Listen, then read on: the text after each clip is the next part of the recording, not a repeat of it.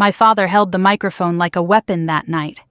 He stood in front of 50 guests at his annual Christmas party, pointed at my 13-year-old son Noah, and called him a failure, twice. The room laughed, not everyone, but enough. Then he smiled that polished smile of his and announced that the family home and the $350,000 savings fund would go to Ethan, my brother's son, the golden grandchild.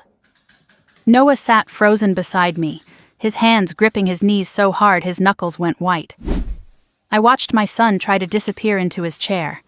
I watched him shrink the way children shrink when they learn that the people who should love them have decided they are worthless. I did not argue. I did not cry. I stood up, smiled at my father, and said my son was. My parents froze. Their faces went pale as milk. But I should probably explain how we got there. The drive to the party had been quiet. Noah sat in the passenger seat wearing his best sweater, the navy blue one with the cable knit pattern that Grandpa Henry had given him 2 Christmases ago, before he passed. Noah kept tugging at the sleeves like he was trying to stretch them over his hands. "You sure we have to go?" he asked without looking at me. "Just a few hours," I said. "We eat, we smile, we leave. Easy." He nodded but did not look convinced. Noah was 13, old enough to know that nothing involving my family was ever easy, old enough to have learned that lesson the hard way, year after year, gathering after gathering.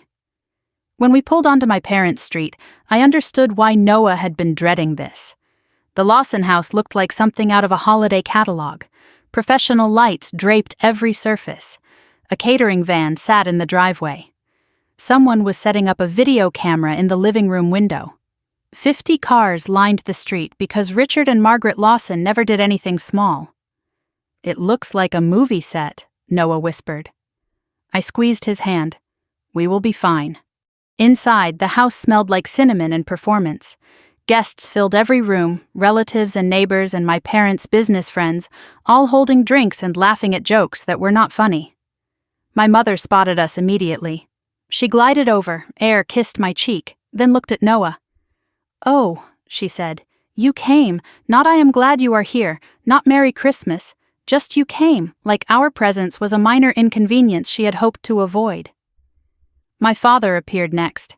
He shook Noah's hand too hard, the way he always did, asserting dominance even over a child. "Still fixing broken things, Noah?" he asked with that smile that was not really a smile.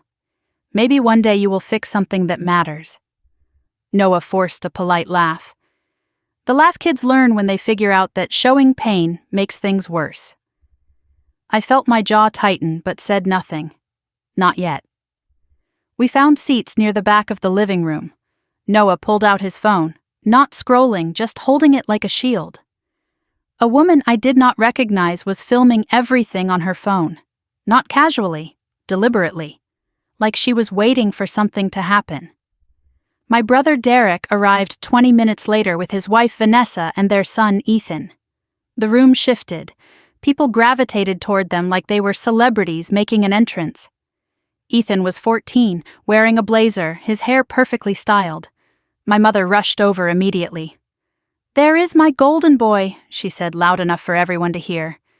Ethan smiled the smile of someone who had been told he was special every day of his life.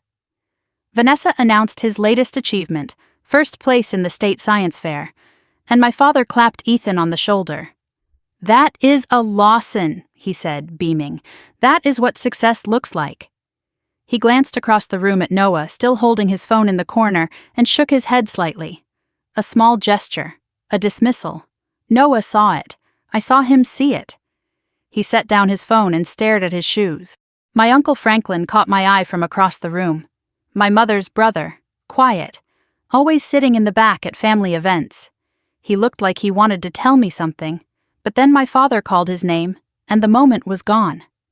Before dinner, my father clinked his glass. "Time for a little trip down memory lane," he announced. A projector screen lowered, the lights dimmed. I had a bad feeling. The slideshow began. 15 photos of Ethan, winning trophies, shaking hands with the mayor at some youth leadership event, graduation ceremonies, perfect smiles in perfect lighting. Then 2 photos of Noah. One where he was blurry in the background of a group shot. One mid-sneeze at last year's Thanksgiving. The room laughed at the sneeze photo. "Classic Noah," someone said. Noah's face went carefully blank. That expression children learn when showing pain invites more pain. He stared at his shoes while my father narrated the slideshow like a proud documentarian. "Future CEO right there," he said over a photo of Ethan. "Mark my words." Over Noah's sneeze photo, he paused. "And here is our little," he searched for the word, "handyman." More laughter. I reached for Noah's hand under the table. He did not take it. After dinner, my father stood up with the microphone. He did the whole speech about 40 years of marriage, thanked everyone for coming, made jokes that landed perfectly with the crowd. Then his smile changed. Sharpened. "Now for the real reason we are all here tonight," he said. "I assumed it was about their anniversary." It was not. "Margaret and I have been thinking about the future," he continued. "About legacy. We have decided to make an announcement about our estate." My stomach dropped. No, they would not. "Ethan, come up here, son." Ethan walked to the front of the room, confident, rehearsed. Vanessa beamed. Derek nodded like this had all been arranged. "This house," my father said, "the house where 3 generations of Lawsons have lived, will go to Ethan." Applause. Actual applause, like Inheritance was a talent show and Ethan had just won. My mother took the microphone smoothly. "And the family savings fund," she said with a camera-ready smile. $350,000. That goes to Ethan too, all of it. She paused, then added almost casually, "Noah is not included in any of this." More applause. People cheered. My son sat beside me, completely still. Then my father leaned toward a guest at the front table, microphone still on. "You know how it is," he said, chuckling. "One is the future, and one is," he gestured vaguely toward Noah, "a failure. Laughter. The kind of laughter people do when they are relieved it is not about them." Noah's whole body went still. His hands gripped his knees so hard I thought the fabric might tear. He did not cry. 13-year-old boys who have been hurt enough learn not to cry in public. He just shrank. Like he was trying to fold himself into nothing, like he could disappear and make it easier for everyone. My mother's hands were shaking slightly as she passed the microphone back. For just a second, she looked almost afraid. The room was still laughing when something in me shifted. Not broke. Shifted. I looked at my son, this kid who fixed things, who helped without being asked, who never complained about anything. I looked at my parents, who had just erased him in front of 50 people and called it family planning. I remembered Grandpa Henry's words from before he died. "They will try to erase him," he had told me. "Do not let them." I remembered the lawyer, Mr. Shaw, handing me documents I had barely understood. I remembered the phrase, Educational Skills Trust, and the beneficiary's name. Noah Lawson.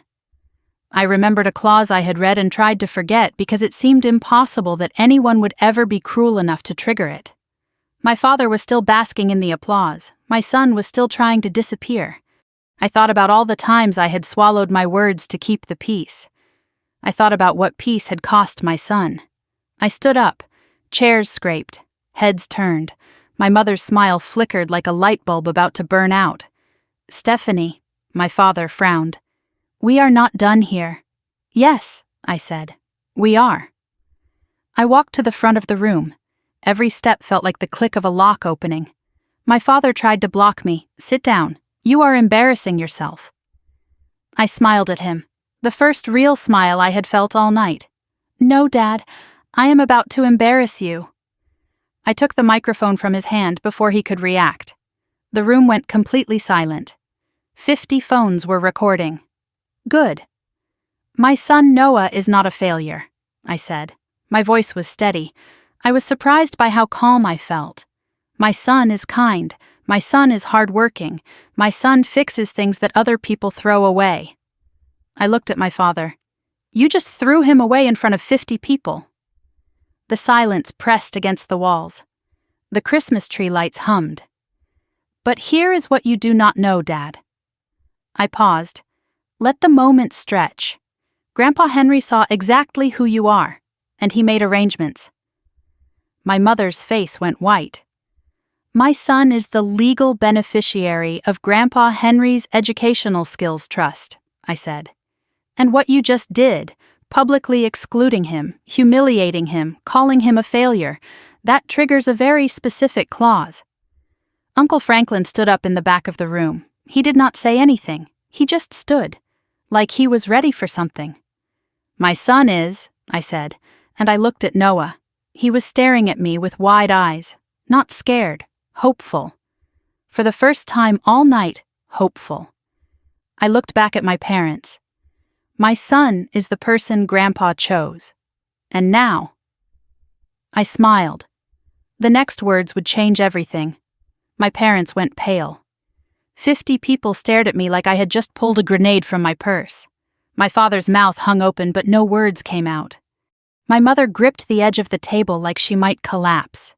The only sound in the room was the soft hum of Christmas music that someone had forgotten to turn off. 2 years ago, I said into the microphone, Grandpa Henry created an educational skills trust. I let that sentence land, watched it ripple through the room. "He did not tell you, Mom. He did not tell you, Dad. He told me. Because he knew exactly what kind of family this is." My mother flinched. Actually flinched, like my words had physical weight. "The trust is specifically designed for vocational and skills-based education," I continued. "Not college prep, not academic achievements, skills. The kind Noah actually has. Grandpa Henry was a mechanic his whole life. He knew that hands that fix things are worth more than hands that just applaud." My father found his voice.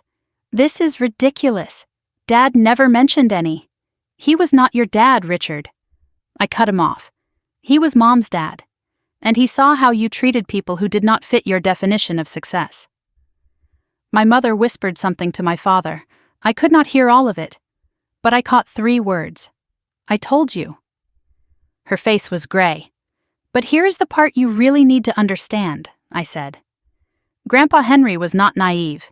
He knew someone might try to push Noah aside. So he added a protection clause. I paused, making sure every phone in the room was still recording. They were, if the beneficiary, that is Noah, is ever publicly excluded from family inheritance due to personal bias or favoritism, if he is ever humiliated or dismissed in a family setting because he does not meet someone's arbitrary standards, then full control of the trust transfers immediately to his legal guardian. That is me. The words hung in the air like smoke. "Dad, you just stood in front of 50 witnesses and called my son a failure. You announced he was excluded from the family estate because, what was it, one is the future and one is a failure. That is not opinion. That is public exclusion based on personal bias. On camera." I watched understanding spread across the room like a slow wave. Some guests looked uncomfortable. They had laughed at Noah too. Others pulled out their phones, checking what they had recorded. A few started whispering to each other. My father's expression cycled through confusion, then disbelief, then something I had never seen on Richard Lawson's face before. Fear. Vanessa grabbed Ethan's arm and started pulling him toward the side door. Her face was red, not from embarrassment, from fury. She wanted out before this got worse.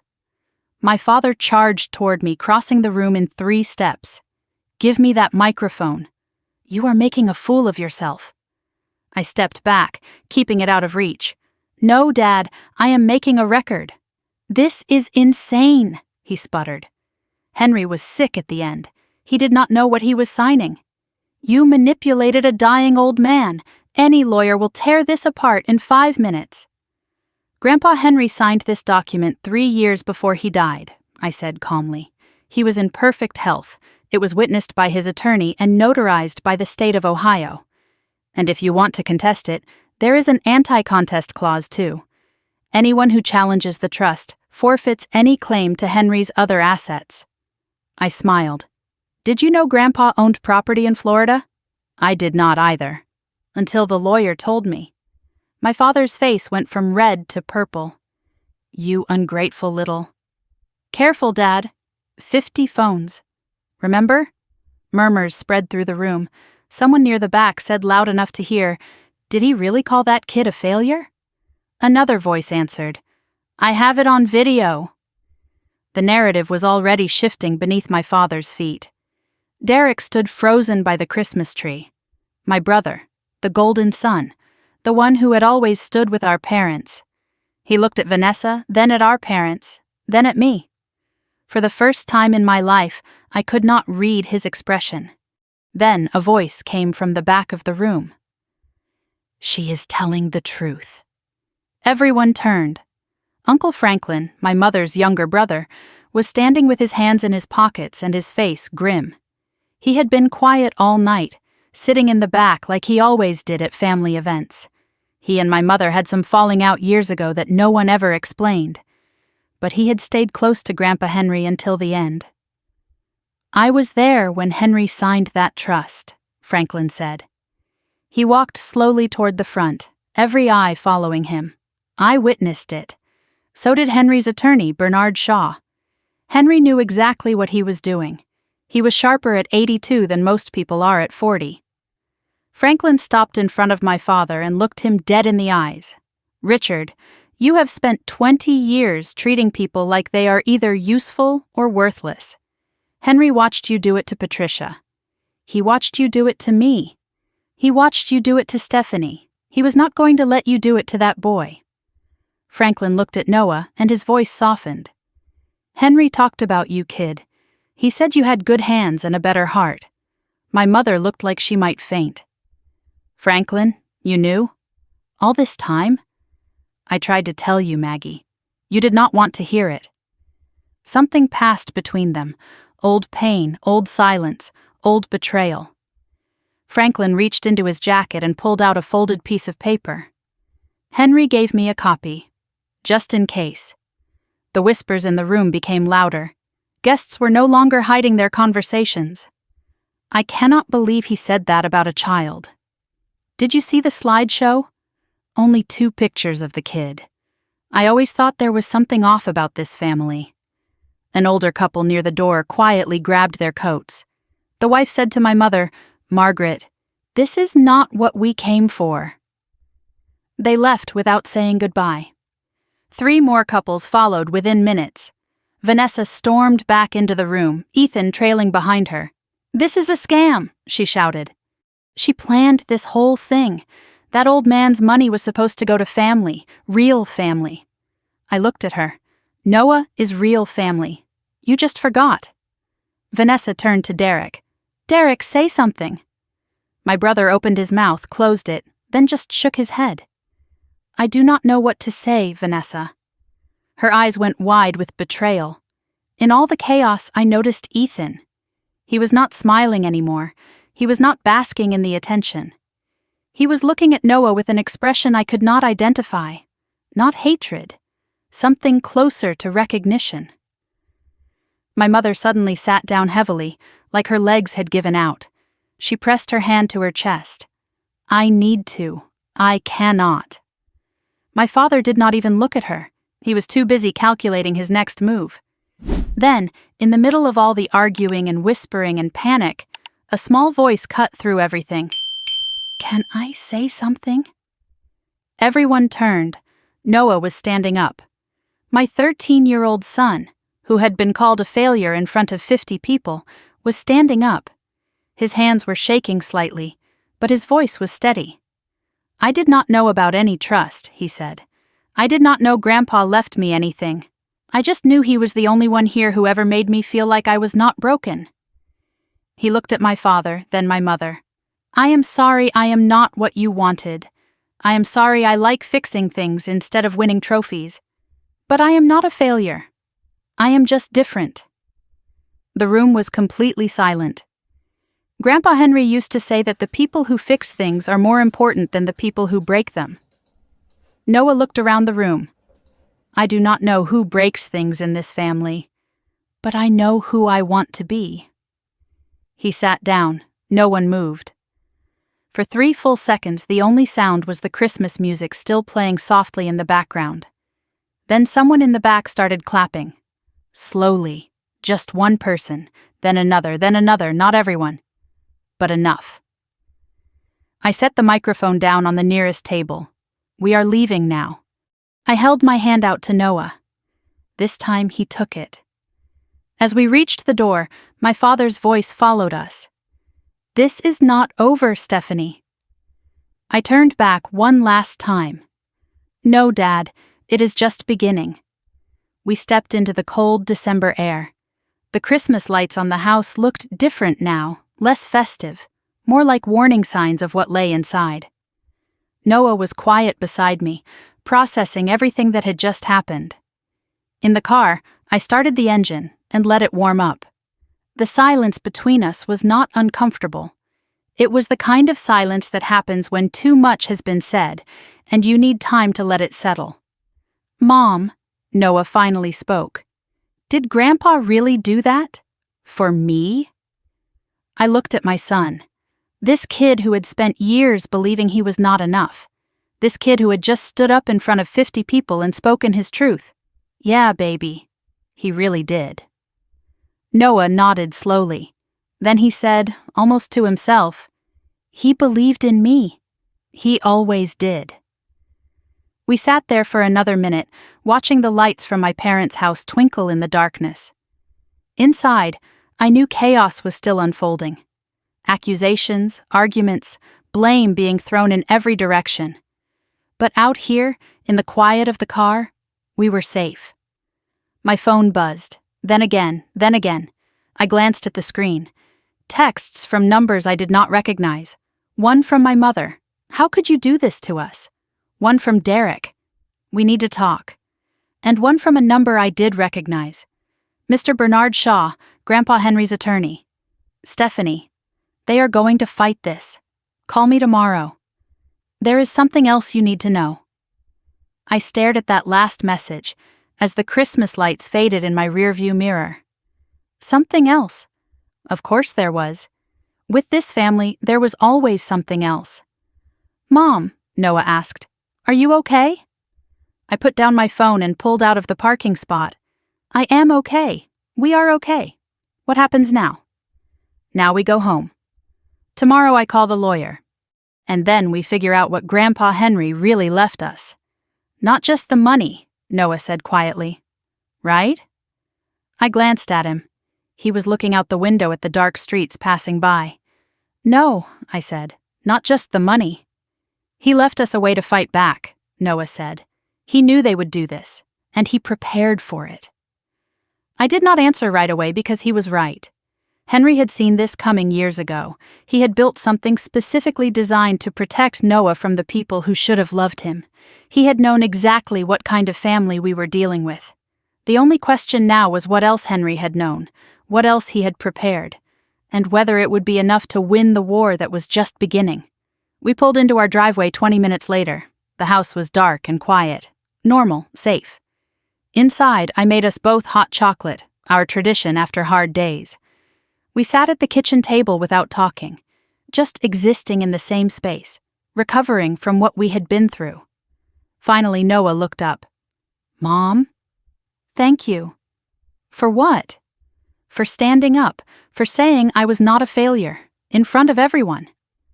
I reached across the table and took his hand.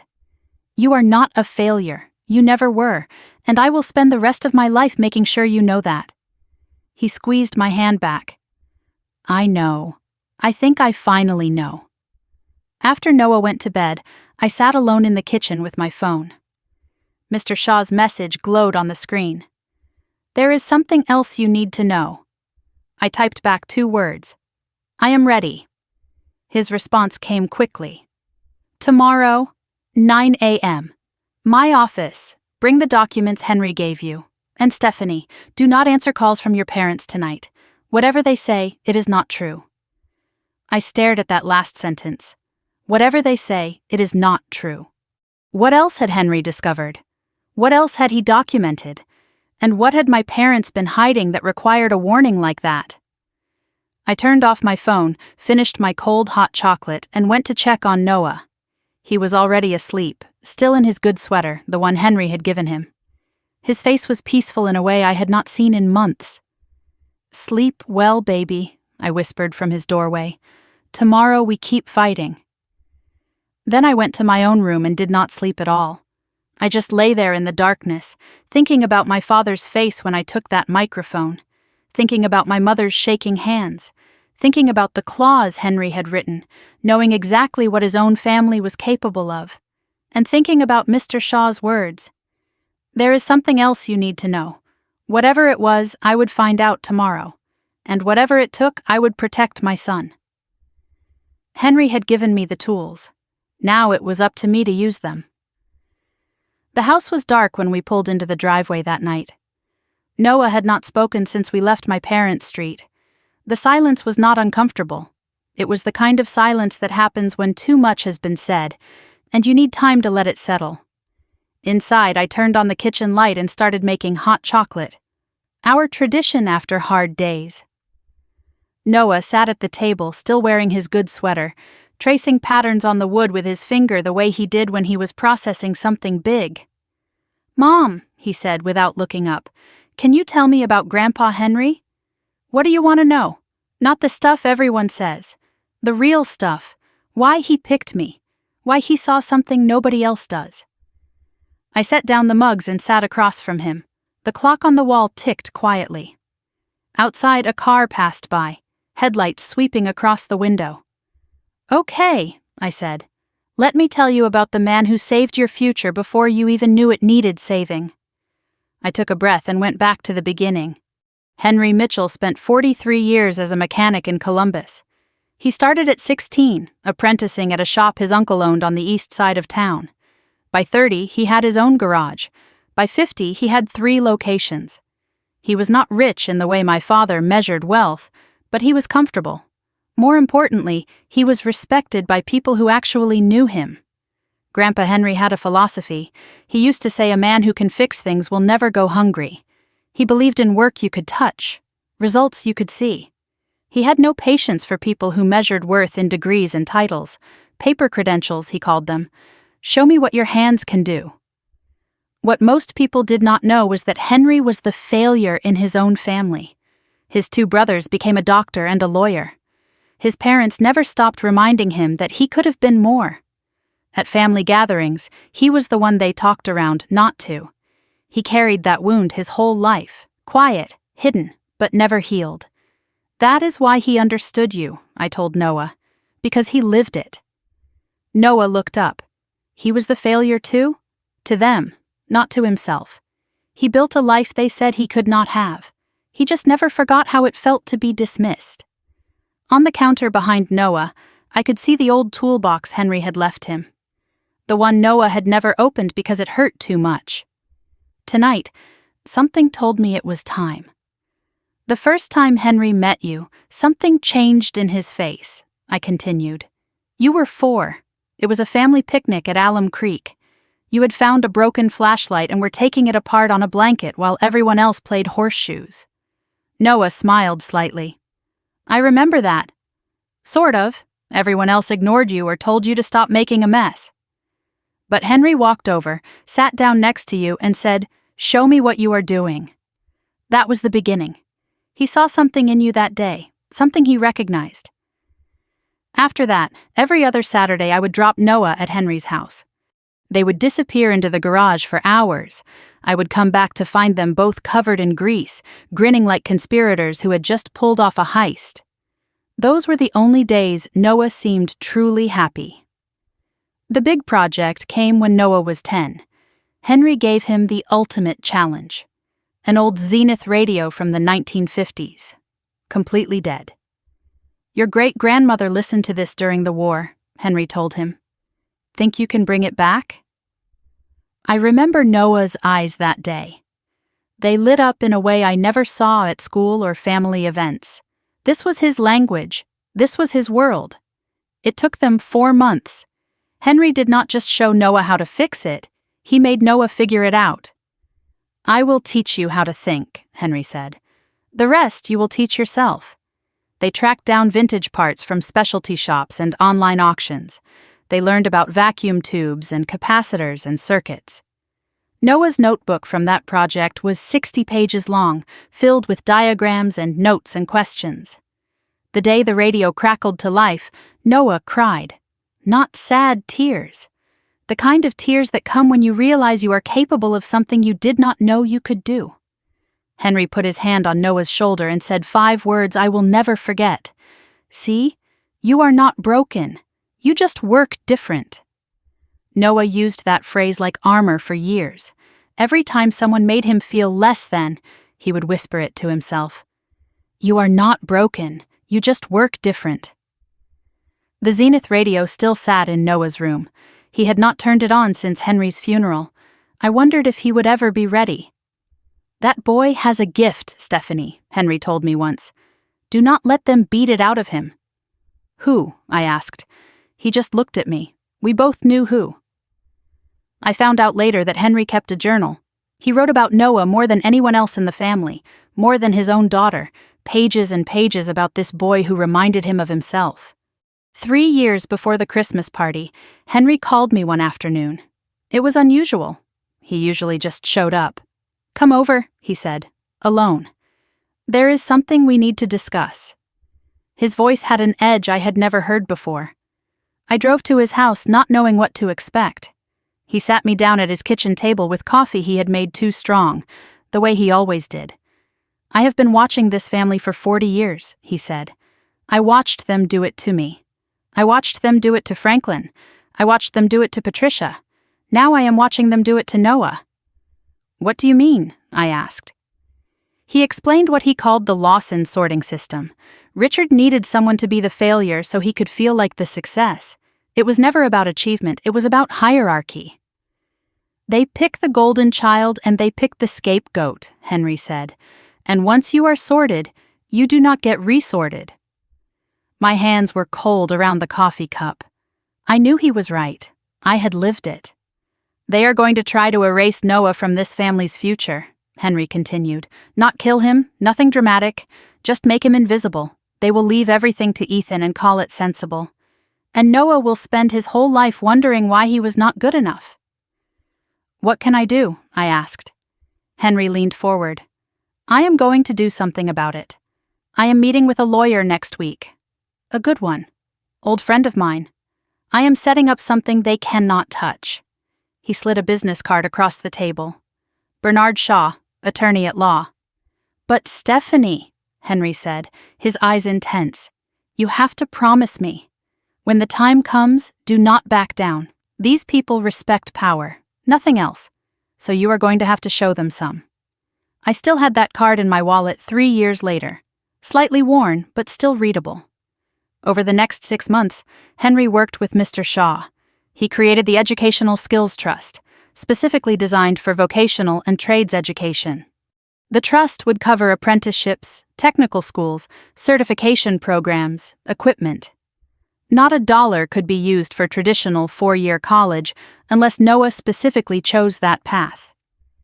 Henry funded it by selling his Florida property, a small beach cottage he had bought decades ago. He liquidated investments he had kept hidden from even my mother. By the time he was done, the trust held $180,000.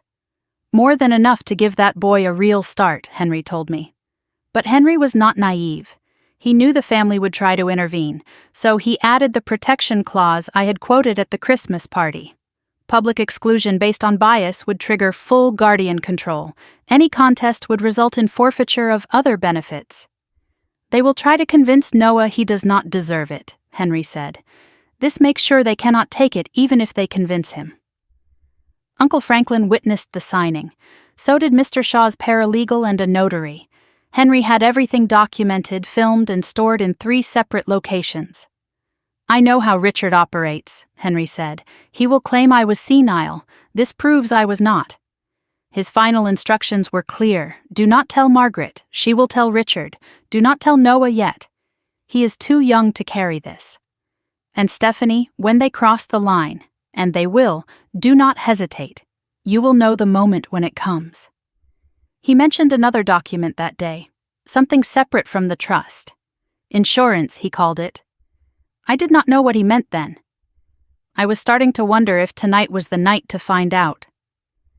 Noah had finished his hot chocolate by the time I finished the story. So Grandpa saw it coming, he said quietly. All of it. He saw it because he lived it. He did not want that for you. After Henry died, Mr. Shaw gave me a sealed envelope. Henry said to open this when you are ready, Shaw told me. You will know when. I had kept it in my dresser drawer for 2 years, unopened. Tonight, something told me it was time. I got the envelope and sat back down with Noah. We opened it together. Henry's handwriting was shaky but clear, written in the months before he passed. Dear Stephanie, if you are reading this, something happened. Something I hoped would not but knew probably would. I spent my whole life being the wrong kind of son.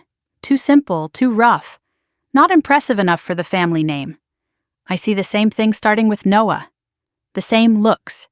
The same dismissals. The same quiet cruelty. I could not protect myself, but I can protect him.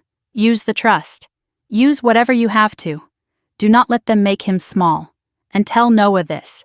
The people who fix things are the ones who keep the world running. The rest just take credit. Noah's eyes were wet when I finished reading, but he did not cry. He really believed in me, he whispered. He really did, baby. He really did. At the bottom of the letter, there was a postscript I had missed at first. There is another envelope, marked open when they cross the line. You will know. I went back to the dresser and searched the drawer. Behind some old papers, there it was. Another envelope, yellowed with age. Written on the front in Henry's handwriting, open when they cross the line. My hands shook slightly as I held it. The envelope was thick, more than just a letter. I could feel something hard inside, like a small object, a key maybe, or a flash drive. I could not tell without opening it. Noah looked at me. Are we opening it? I thought about the party, about what my father had said, about the texts waiting on my phone. They crossed the line tonight, I said. They definitely crossed it. But something stopped me. Mr. Shaw's text from earlier. There is something else you need to know. Maybe I should wait. Maybe he needed to be there. Tomorrow, I told Noah. We will open it tomorrow with Mr. Shaw. Noah yawned. The exhaustion of the night was finally hitting him. Mom, he said at his bedroom door. Thanks for standing up for me tonight. My heart cracked in the best way. Always, baby. Always. After Noah went to bed, I sat alone in the kitchen with both letters in front of me. My phone buzzed. Another text from my mother. You have no idea what you have started. I stared at the screen, then typed back 4 words. Yes, I do. Then I blocked her number. In the drawer upstairs, Henry's second envelope waited. Whatever was inside, it had waited 2 years. It could wait 1 more night. But something told me tomorrow was going to change everything again. I woke to silence the morning after Christmas. The kind of silence that feels fragile, like glass about to shatter. Sunlight came through the curtains soft and golden. For 3 seconds, I forgot everything that had happened. Then I remembered, and I checked my phone. 47 missed calls, 83 text messages, 12 voicemails. I did not open any of them yet. I needed coffee first. I needed to be ready for whatever was waiting in those messages. Whatever accusations, whatever threats, whatever desperate attempts to undo what I had done. I checked on Noah first. His door was still closed. No sound from inside. Good. Let him sleep. Let him have a few more hours of peace before the world came crashing back. In the kitchen, I made coffee on autopilot, staring out the window at the snow that had fallen overnight. Everything looked clean, white, peaceful, the opposite of what was waiting on my phone. Through the kitchen window, I noticed tire tracks in the fresh snow. Someone had driven up our street and stopped in front of the house. Recently. The tracks were still sharp, not yet softened by wind or new snow. I filed that away and started reading. The messages from my mother came first. 11:42 p.m. How could you humiliate us like this? 12:15 a.m. Your father has not slept. He is devastated. 1:30 a.m. Call me. We can still fix this. 3 a.m. You have destroyed this family. I hope you are happy. The progression told a story: anger to bargaining to guilt to blame. The classic Margaret Lawson playbook, refined over decades of practice. My father had sent only one text at 2 a.m. You think you have won something. You have not. This is far from over. No calls from him, just that one message. Somehow that was worse. Richard Lawson did not waste words. When he spoke, he meant it. Derek's messages were different. Stephanie, what the hell was that? Then Vanessa is furious. Ethan is confused. Then we need to talk. Not about the money. About what happens next. His tone was less attacking, more calculating. Derek had always been the strategist in the family, the one who figured out which way the wind was blowing and positioned himself accordingly. Vanessa had left a voicemail. I played it on low volume. You vindictive, jealous, pathetic excuse for a sister-in-law. I deleted it at the 15-second mark. I had heard enough, but I saved it to my cloud storage first. Evidence. I was learning to think like that now. Then I noticed a text from an unknown number, sent at 4 a.m. They are talking about lawyers. Be careful. No signature. No follow-up. Who was warning me? Someone inside the family circle, clearly. But who? I put in my earbuds and started on the voicemails. My mother's voice was thick, like she had been crying. Stephanie, honey, I know you are angry, but this is not the way. Your father just wanted what is best for the family. You know how he is. He did not mean to hurt Noah. Please, let us talk before you do anything you cannot take back. The classic pattern. Minimize, excuse, redirect blame. As if calling a child a failure in front of 50 people was just a minor misunderstanding. My father's voicemail was different. His voice was controlled, cold. Stephanie. I have consulted with my attorney this morning. Whatever document you think you have, it will not hold up. Henry was not in his right mind at the end. Everyone knew that. If you pursue this, you will lose more than you gain. Think about Noah's future. Think about what this will do to him. Using Noah as leverage. Of course. Richard always found the pressure point. Derek's voicemail was calmer than the others. Hey, it is me. Look, last night was a lot. For everyone. I am not calling to fight. I am calling because I think we can work something out. You, me, no parents, just siblings. Call me back. I was not sure if this was genuine or a trap. Probably both. Derek never did anything without calculating the angles. One voicemail surprised me. Aunt Caroline, my mother's cousin, rarely involved in family drama. Stephanie, I just want you to know. I saw what happened. I recorded some of it. What they did to that boy was wrong. If you need a witness, I am here. I saved that one twice. The last voicemail was from Mr. Shaw, left at 7 a.m. Stephanie, call me as soon as you wake up. They have already contacted me. And there has been a development. We need to meet today. A development. That word sat heavy in my stomach.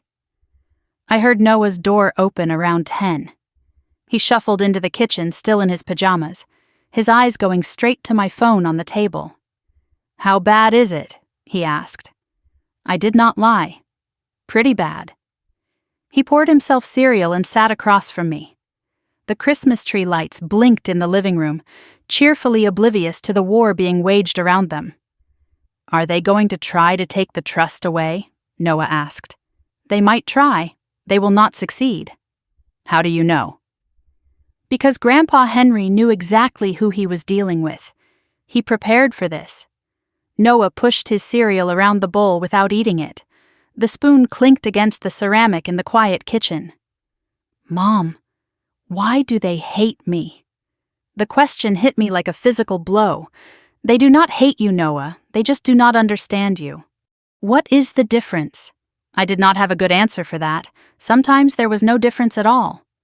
Noah was quiet for a long moment. Then, very softly, he said something that broke my heart. Sometimes I thought they were right. About what? About me being a failure. About me not being good enough. His eyes were wet now. I thought maybe if I tried harder, if I got better grades, if I was more like Ethan. I thought I was broken, Mom. I really did. I moved to his side of the table and pulled him into a hug. You are not broken. You have never been broken. You are exactly who you are supposed to be. And anyone who cannot see that is their failure, not yours. He cried then, really cried. For the first time in years, he let himself fall apart. I held him and let him, my own tears falling into his hair. When Noah finally pulled back, he wiped his eyes and said something that surprised me. I want to open Grandpa's toolbox, the one he left me. I think I am ready now. We went to Noah's room together. The toolbox sat in the corner where it had been since Henry's funeral. Navy blue metal, scratched and dented from decades of use. Noah had never opened it. Too painful. He knelt down, hands hesitating on the latches. You sure you want to do this? I asked. He nodded, clicked the latches open. The smell hit us first. Machine oil and metal, the smell of Henry's garage, tools arranged with precision, wrenches, screwdrivers, pliers, all worn smooth from use, each one in its place, organized the way Henry organized everything. Noah touched them one by one, like he was greeting old friends. Then he found the hidden compartment. Underneath the top tray, a false bottom. Mom, look at this. He lifted it carefully. Inside was a small leather pouch, a folded piece of paper, and a USB drive. Noah unfolded the paper. Henry's handwriting. Noah. These tools built my life. Now they are yours. Build something good. Grandpa H. Below that was a postscript. The drive is for your mom. She will know when to use it. Noah looked at me. What is on it? I do not know, but I think we are about to find out. The leather pouch contained a single item, a small brass key, no label, no note explaining what it opened. But it looked old, older than the toolbox itself. I left Noah examining the tools while I went to call Mr. Shaw. I needed to tell him about the USB drive. I needed to understand what development he had mentioned. As I picked up my phone, I glanced out the kitchen window and froze. The tire tracks I had noticed earlier. They led to a car, a black Mercedes parked 3 houses down, facing our house. Engine running, exhaust visible in the cold air. I knew that car. Richard's car. He was sitting in the driver's seat watching our house. I stepped back from the window instinctively. How long had he been there? Was he waiting for us to leave? Waiting to approach? Or just watching, reminding us he was there? I could call the police, but what would I say? My father is parked on a public street? I could confront him, but that was probably what he wanted. I could ignore him, but that felt like giving him power. I chose option 4, document everything. I used my phone to photograph the car, the license plate, the timestamp, saved them to my cloud. Then I texted Mr. Shaw. My father is parked outside my house watching us. Call me now. As I watched, another car pulled up behind Richard's Mercedes. A woman got out, not my mother. She walked to Richard's passenger door, got in. They talked for several minutes. I could not see her face clearly, but something about her posture seemed familiar. Confident, professional, like someone used to being in control. After about 10 minutes, the woman got out of Richard's car. She did not look toward our house. Deliberately, it seemed. She got back in her own car and drove away. Richard stayed. My phone rang. Mr. Shaw. Stephanie, I got your message. Is he still there? Yes. Who is he talking to? There was a woman. A pause. What did she look like? I described her as best I could. Middle-aged, dark coat, confident walk. Another pause, longer this time. I was afraid of this. Afraid of what? Stephanie. That might be Helen Rourke. Who? Richard's attorney. She is aggressive. If he is meeting with her on Christmas morning, he is planning something significant. My stomach dropped. Like what? Like trying to have you declared unfit, or claiming Henry was incompetent, or both. Noah's voice came from the doorway. "Mom, who is outside?" I turned. He had seen the car. "It is okay," I said, though it was not. "Just stay inside. Is that Grandpa Richard?" I did not answer. That was answer enough. As we watched, Richard finally started his car. He pulled away slowly, deliberately, but not before looking directly at our window. Not before raising his hand in a wave that was not friendly. A wave that said, "I see you. I am coming." Mr. Shaw's voice in my ear pulled me back. "Stephanie, we need to meet today. Bring the USB drive. And whatever is in that second envelope. Because if Richard is involving Helen Rourke, this just became a war." That night, after Noah went to bed, I sat alone in the kitchen. The USB drive and the brass key sat on the table in front of me. Henry's weapons, waiting to be used. Around 11, my phone rang. An unknown number. I almost did not answer. "Is this Stephanie Lawson?" A woman's voice, low and cautious. "Who is this? My name is Patricia. Patricia Lawson." My blood went cold. Richard's sister. The one who had disappeared from the family 20 years ago. The one no one ever talked about. "I heard about what happened at Christmas. I heard Richard is coming after you." "How did you know?" "I have my sources." "Listen to me carefully, Stephanie. You need to know what Richard did to me. Because he is about to do the same thing to you." "What do you mean?" "Richard does not just fight. He destroys. He will go after your job, your reputation, your mental health. He will try to take Noah from you." "How do you know?" A pause, a breath. "Because he took my daughter from me." And no one believed me until it was too late. The line went dead. I sat in the dark kitchen, phone still pressed to my ear. Richard's sister, a daughter no one mentioned. A pattern I was only beginning to see. Everything I thought I knew about my family was just the surface. The real secrets were buried much deeper, and Richard knew where all of them were. I drove to Mr. Shaw's office the same afternoon with the USB drive in my pocket and 1,000 questions in my head. Noah stayed with Mrs. Chen, our neighbor 3 doors down, a retired teacher who asked no questions and made excellent grilled cheese sandwiches. I told him I would be back in a few hours. I did not tell him I was preparing for war. Shaw's office was in a modest building downtown. Old brick, no flash. The kind of place that said competence over performance. Henry would have liked it. That was probably why he chose Shaw in the first place. Bernard Shaw was older than I expected. Late 60s, silver hair, steady hands that looked like they had signed 1,000 important documents. His office smelled like coffee and old paper.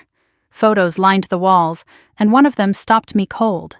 Shaw with Henry, both of them grinning on a fishing boat somewhere, holding up their catches like proud boys. They were friends, I realized, not just attorney and client. Shaw did not waste time on pleasantries. "Richard contacted me this morning," he said. "Twice. He demanded I turn over all documents related to Henry's trust. I told him to file a formal request through proper channels. He did not like that." I placed the USB drive on his desk. Noah found this in Henry's toolbox. There was a note. "It is for me." Shaw's eyes flickered with something. Recognition, maybe, or anticipation. "Henry mentioned this," he said. I did not know where he had hidden it. "What is on it?" "Let us find out together." Shaw paused before reaching for the drive. "Stephanie, before we look at this, I need to warn you. What is on here might change how you see your family." Henry told me it would. I nodded. I was ready, or at least I thought I was. Shaw plugged the drive into his computer. 3 files appeared on the screen, labeled simply Recording 1, Recording 2, Recording 3. Dated from 3 years ago, around the time Henry created the trust. Recording 1 was audio only, slightly muffled. Recorded secretly. Henry's voice came through first, calm and steady. "Richard, I am asking you to treat Noah fairly. That is all." Then my father's voice, dismissive. "Henry, the boy is slow. Everyone can see it. He is not slow. He is different. Different is just a nice word for failure. I will not pretend otherwise. And if I leave him something in my will? Richard laughed, actually laughed. Waste your money if you want. It will not change what he is. The recording ended. My hands were shaking. Recording 2 was a conversation between my parents, apparently recorded without their knowledge. Richard's voice. Your father is going senile, talking about leaving money to Noah. Margaret's voice, hesitant. Maybe we should let him. Richard, sharp. No, that money should go to the family, to Ethan, to someone who will actually make something of it. But Noah is family too. Noah is Stephanie's mistake, not our legacy. My stomach turned. Mistake. He called my son a mistake. Recording 3 was clearer. Henry must have upgraded his recording method. Richard again. Henry, I am warning you. If you cut Ethan out of your will for that disappointment, I will contest everything. Henry's voice, steady. You can try. I will have you declared incompetent. I have connections. Richard, I have been dealing with men like you my whole life. You are not as powerful as you think. We will see about that. The recording ended with a door slamming. Shaw looked at me. These recordings are admissible in Ohio, Stephanie. Henry recorded them legally. They prove Richard's intent to exclude Noah was not about merit. It was about prejudice. And they prove Richard threatened to fabricate incompetency claims. If he tries that now, we have evidence he planned it years ago. I sat back in my chair. Henry had not just protected Noah, he had built a fortress. Shaw scrolled down on the screen. There is a 4th file. It is password protected. He tried a few combinations. Nothing worked. Henry must have wanted you to figure this one out yourself, Shaw said. I filed that away for later. Right now, we had enough. Shaw outlined what Richard might try next. He will claim Henry was mentally unfit. We counter with the recordings and the witnesses. He will claim you unduly influenced Henry. We counter with the fact that I drafted the trust, not you.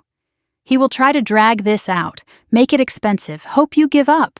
I will not give up. Shaw smiled slightly. Henry said you would say that. He explained the Helen Rourke problem. If she is involved, we have a fight ahead. She is aggressive, expensive, and does not care about ethics. But she is also sloppy when she thinks she is winning.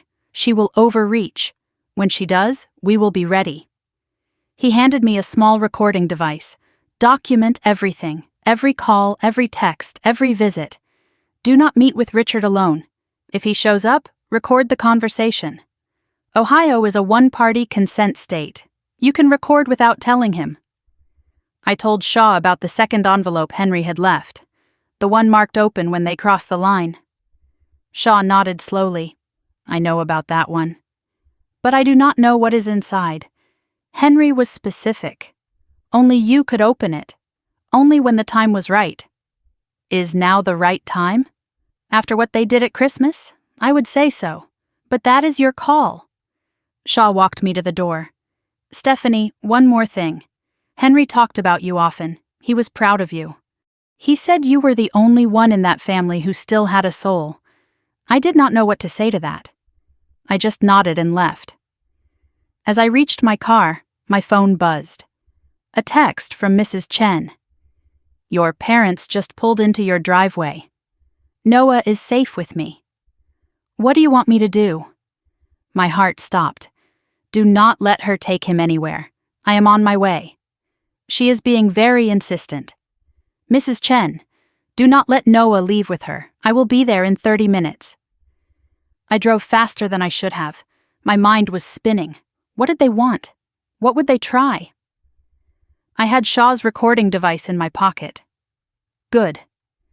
I clicked it on before I even turned onto my street. Richard's Mercedes was in my driveway, blocking me out. He was standing on my porch, arms crossed. Margaret beside him, clutching her purse like a shield. They had been waiting. They had planned this. I got out of my car and did not rush. You are blocking my driveway. We need to talk. Richard's voice was controlled, too controlled.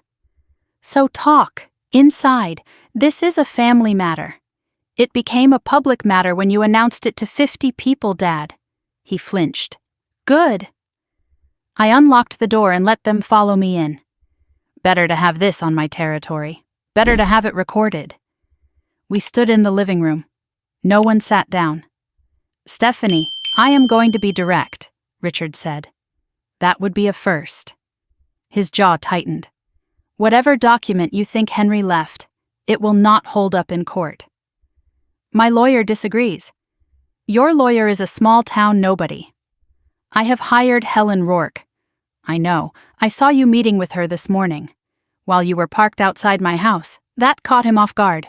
His eyes narrowed. Margaret stepped forward and for a moment her mask slipped. She looked exhausted. Old in a way I had never noticed before. Stephanie, please, can we just talk? Without the lawyers, without the threats? As a family? She started crying. Soft, practiced tears. Your grandfather would not have wanted this. He loved all his grandchildren. He loved Noah. Did he ever tell you he loved Ethan, Mom? She did not answer. The tears kept coming. Dad would never have excluded Ethan from everything. You must have influenced him somehow. I have recordings, Mom. The tears stopped. Fast. Recordings of Dad telling Grandpa Henry that Noah was a mistake. Recordings of Dad threatening to have Grandpa declared incompetent. Recordings of you saying nothing while Dad called your own grandson worthless. Margaret's face went white. She looked at Richard. Richard changed tactics. He held up his hands, the gesture of a reasonable man. Okay, let us all calm down. We can work something out. There is nothing to work out. Stephanie, be practical. We are family. We can split the trust. 50-50 between Noah and Ethan. Number 60-40 then. In Noah's favor, number. What do you want? I want you to leave my house. The reasonable mask crumbled. Richard slammed his hand on my coffee table, hard enough to rattle the picture frames. That boy will never amount to anything. He is a failure, just like you. You have been a disappointment since the day you were born. Everything I built, everything this family has, and you are going to destroy it for a kid who can barely read. The room went silent. He was breathing hard. His face was purple. My mother stood frozen, eyes wide. Then a voice came from the top of the stairs. I can read fine. We all turned. Noah stood there. I had not heard him come in. He must have come through the back door when he saw the cars. His face was pale, but his voice was steady. I read better than you think, and I heard everything you just said. I saw my mother reach toward Noah, an instinct maybe, or guilt. But Richard grabbed her arm and pulled her back. The gesture was rough, possessive. I had seen it before. I had just never let myself name what it was. Get out of my house, I said. Richard was still breathing hard. Stephanie, now, you cannot. I can. And I am. You have 30 seconds before I call the police. Margaret made one last attempt. Stephanie, please. We are your parents. We love you. You love control. That is not the same thing. We just want what is best for the family. You want what is best for yourselves. That is all you have ever wanted. She opened her mouth, closed it. For once she had nothing to say. Richard walked to the door slowly, trying to reclaim his dignity. He turned back one last time. You think Henry's little trust will protect you? You think those recordings matter? I will find a way to break all of it. I have been in this family for 35 years. I know where all the bodies are buried, Stephanie, all of them. Is that a threat? He smiled. Cold, empty. It is a promise. He walked out. Margaret followed without looking back. I locked the door behind them, checked the back door, locked too. Then I went to Noah, still standing on the stairs. I am sorry you heard that. I am not, he said quietly. Now I know. Know what? That it was never about me being good enough. It was about them being broken. I pulled him into a hug. This kid, this incredible kid. Later, checking the back door more carefully, I noticed something I had missed before. Fresh scratches around the lock. Someone had tried to break in, recently. And the back door was how Noah had entered. It had been unlocked. It should not have been. I checked every window, every door. The scratches on the back lock bothered me. Had someone tried to break in? When? Last night while Richard was watching? Or earlier, while we were at Shaw's office? I told Noah we would be more careful. New locks, alarm system. Do not open the door for anyone without checking with me first. He nodded. He understood more than a 13-year-old should have to. That night, after Noah went to bed, my phone rang. Unknown number. I almost did not answer. A woman's voice, low and cautious. Is this Stephanie Lawson? Who is this? My name is Patricia Lawson. I heard about what happened at Christmas. I heard Richard is coming after you. How did you know? I have my sources. Listen to me carefully, Stephanie. You need to know what Richard did to me. Because he is about to do the same thing to you. What do you mean? Richard does not just fight. He destroys. He will go after your job, your reputation, your mental health. He will try to take Noah from you. How do you know? A pause. A breath. Because he took my daughter from me. And no one believed me until it was too late. The line went dead. I sat in the dark kitchen, phone still pressed to my ear, thinking about a man who had spent 30 years destroying people who stood in his way.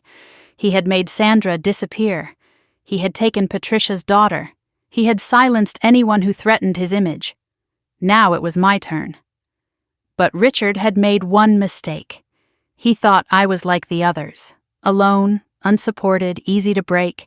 He was wrong. Henry had spent years building me an arsenal. And tomorrow, I was going to start using it. I called Patricia back at 7 the next morning. She answered on the first ring, like she had been waiting by the phone all night. Can we meet? I asked. In person, I was hoping you would ask. There are things I cannot say over the phone. We agreed on a diner 30 miles outside Columbus. Neutral territory, away from family eyes. The kind of place where nobody would recognize us, and nobody would care. I arranged for Noah to stay with Mrs. Chen again. He did not argue this time. He just asked me to be careful. When did my 13-year-old start telling me to be careful? When did he have to? The drive felt longer than 30 miles. I kept checking my rearview mirror, looking for Richard's Mercedes, looking for anyone who might be following. His surveillance had made me paranoid, or maybe paranoid was just the smart way to be now. The diner was a small place, mostly empty at 9 in the morning. I spotted Patricia immediately. She was tucked into a corner booth facing the door, hands wrapped around a coffee cup like it was keeping her anchored. She looked like Richard, but softer, worn by years of something heavy. Mid-50s, gray streaking her hair. She did not look broken or fragile. She looked like a survivor, steel wrapped in ordinary, but she was not alone. Sitting across from her was a man I recognized from the photos in Mr. Shaw's office, Bernard Shaw himself. They had been waiting together. Mr. Shaw? What are you doing here? Sit down, Stephanie. Patricia and I have known each other for a long time.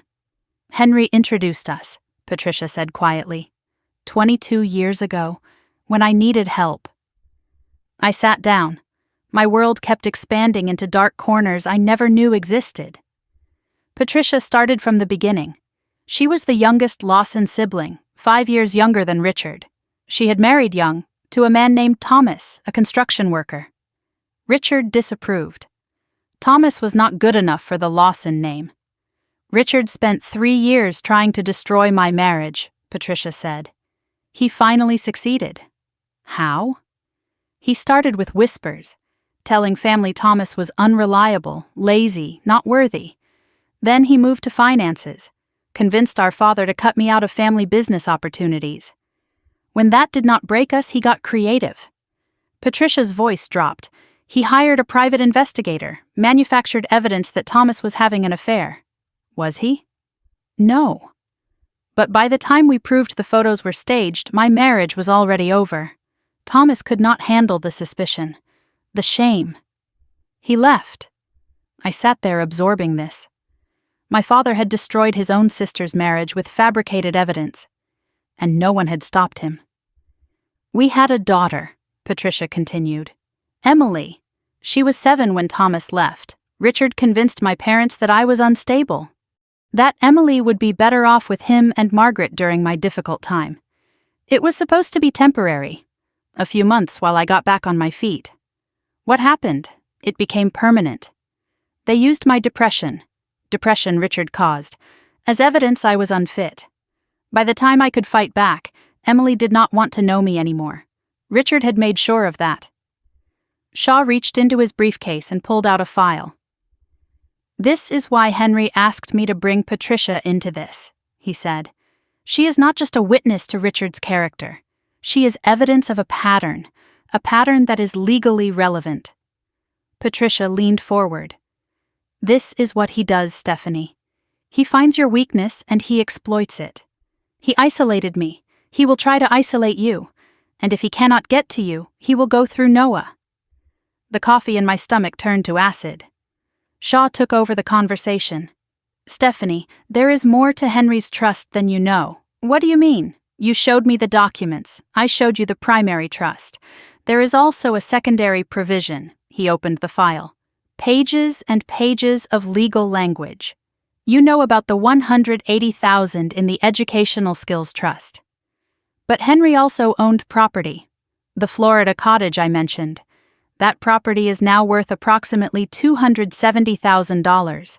Combined with the trust, Noah's total inheritance is closer to $450,000. I could not breathe.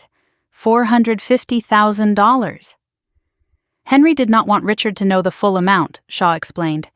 He knew Richard would fight harder if he knew what was really at stake. The Florida property is held in a separate LLC. Technically, it is not part of Henry's estate. It is a business asset that transfers directly to the trust upon certain conditions. Conditions like the ones Richard triggered at Christmas. Exactly. His announcement accelerated everything. There is also an anti-contest provision, Shaw continued. If anyone challenges the trust and loses, they forfeit any claim to other Henry-related assets. Richard does not know about the Florida property yet. If he contests the trust and loses, he loses any chance at that money too. And if he finds out before he contests, he might fight even harder, or he might realize he cannot win and back off. Which do you think he will do? Shaw and Patricia exchanged a look. Richard never backs off, Patricia said. It is not in his nature. Shaw's expression was grim. There is one more thing. Richard asked me a question that concerned me. He asked if the trust could be voided if the beneficiary voluntarily renounced it. My blood went cold. He is going to try to get to Noah directly. That is what I believe, yes. I had brought Henry's second envelope with me, as Shaw had requested. It sat on the table between us, yellowed and heavy with secrets. Henry's instructions were clear, Shaw said. Only you could open it. Only when Richard crossed the line. I think we are past that point. I agree. My hands trembled as I broke the seal. Inside was a letter, several photographs, and a small brass key that matched the one from Henry's toolbox. Patricia drew a sharp breath when she saw the key. I know what that opens. I unfolded the letter first. Henry's handwriting, steady, despite his age. Stephanie. If you are reading this, Richard has done what I always feared he would. The recordings on the USB are your shield. What is in this envelope is your sword. The key opens a safety deposit box at First National Bank of Columbus. Box 1247. Inside, you will find documents that Richard has spent 30 years trying to destroy. Documents that prove he is not the man this family thinks he is. Use them only if you have to. But if you have to, do not hesitate. I spread the photographs on the table. Old photos, faded with time. One showed Richard with a woman I did not recognize. Not Margaret. Another showed paperwork with Richard's signature. A third showed a building I had never seen. Industrial, abandoned looking. What are these?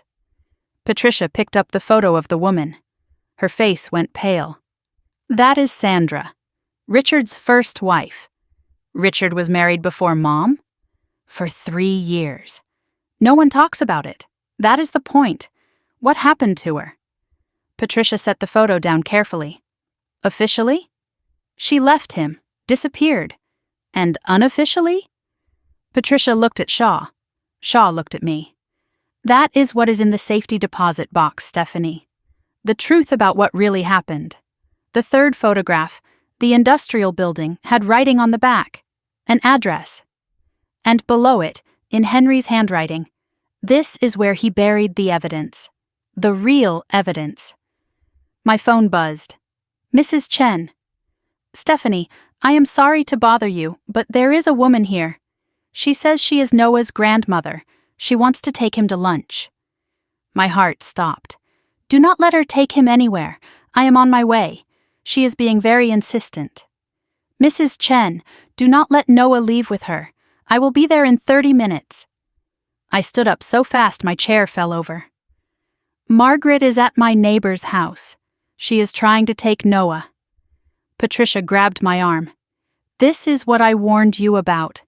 They will try to get him alone. They will try to convince him to give up the trust. Or worse, convince him you are the problem. Shaw was already packing up. Go. I will call ahead to the bank. Have them ready for you to access the safety deposit box. Take Patricia with you if you need a witness. And Stephanie, whatever is in that box, be prepared. Henry said it would change everything.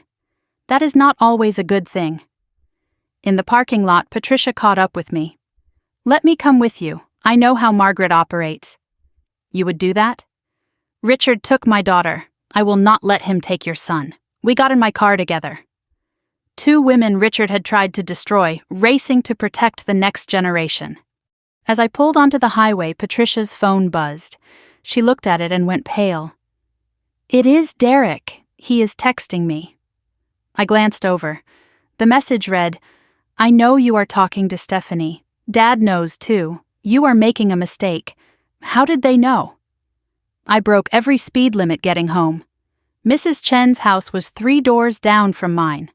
Margaret's car was still in the driveway. She was still there. I did not knock. Mrs. Chen had given me a key for emergencies. The scene in the living room stopped me cold. Margaret sat across from Noah, holding his hands. Noah's face was stiff, uncomfortable, but he was listening. Mrs. Chen hovered nearby, clearly distressed. And your grandfather just wants what is best for you, Noah, Margaret was saying. We all do. Sometimes families have disagreements, but that does not mean. That is enough, Mom. She turned. Her face flickered with surprise. Then that smooth mask slid back into place. Stephanie, I know exactly what you were doing. Noah stood up immediately and moved to my side. She was telling me I should think about giving up the trust, he said, that it was tearing the family apart. She said Grandpa Henry was confused when he wrote it, that he did not really mean it. His voice was steady, but I could see his hands shaking. She is wrong. Right, Mom?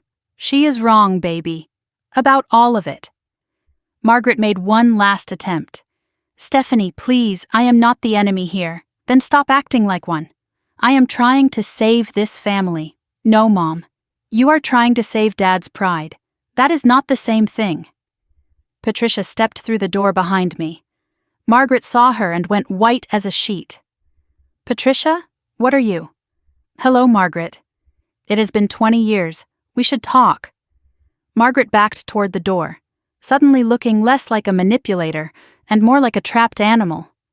You do not know what you are doing, she whispered. You do not know what he will do if you keep pushing. What who will do, Mom? She did not answer. She just ran. We watched her car peel out of the driveway. Mrs. Chen apologized profusely. She seemed so sincere, I thought. It is not your fault. She has had decades of practice. I updated the list of approved contacts again.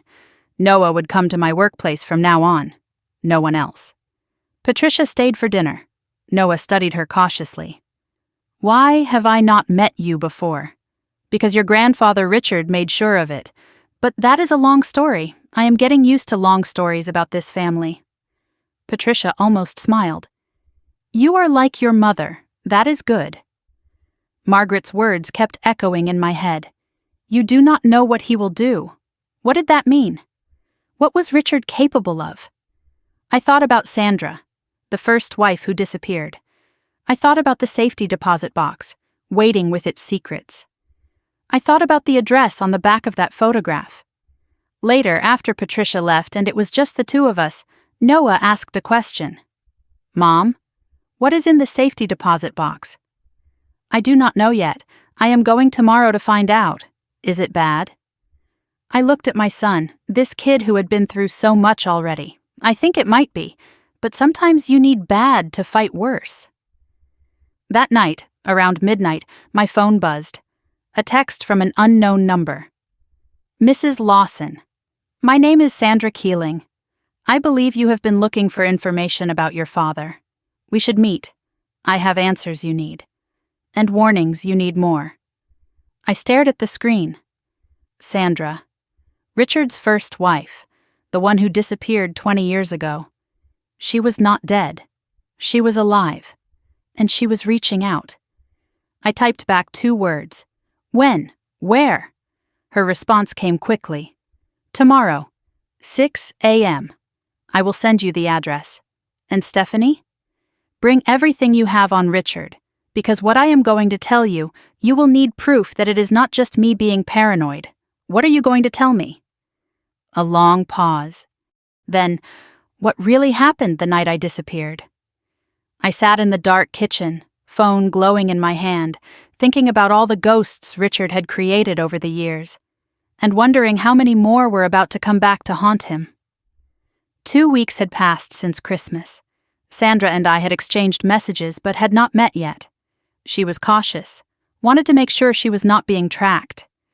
"Richard has eyes everywhere," she had written. "Give me a few more days to be safe." I understood paranoia now. I was living it. We had arranged to meet on Saturday, 3 days away.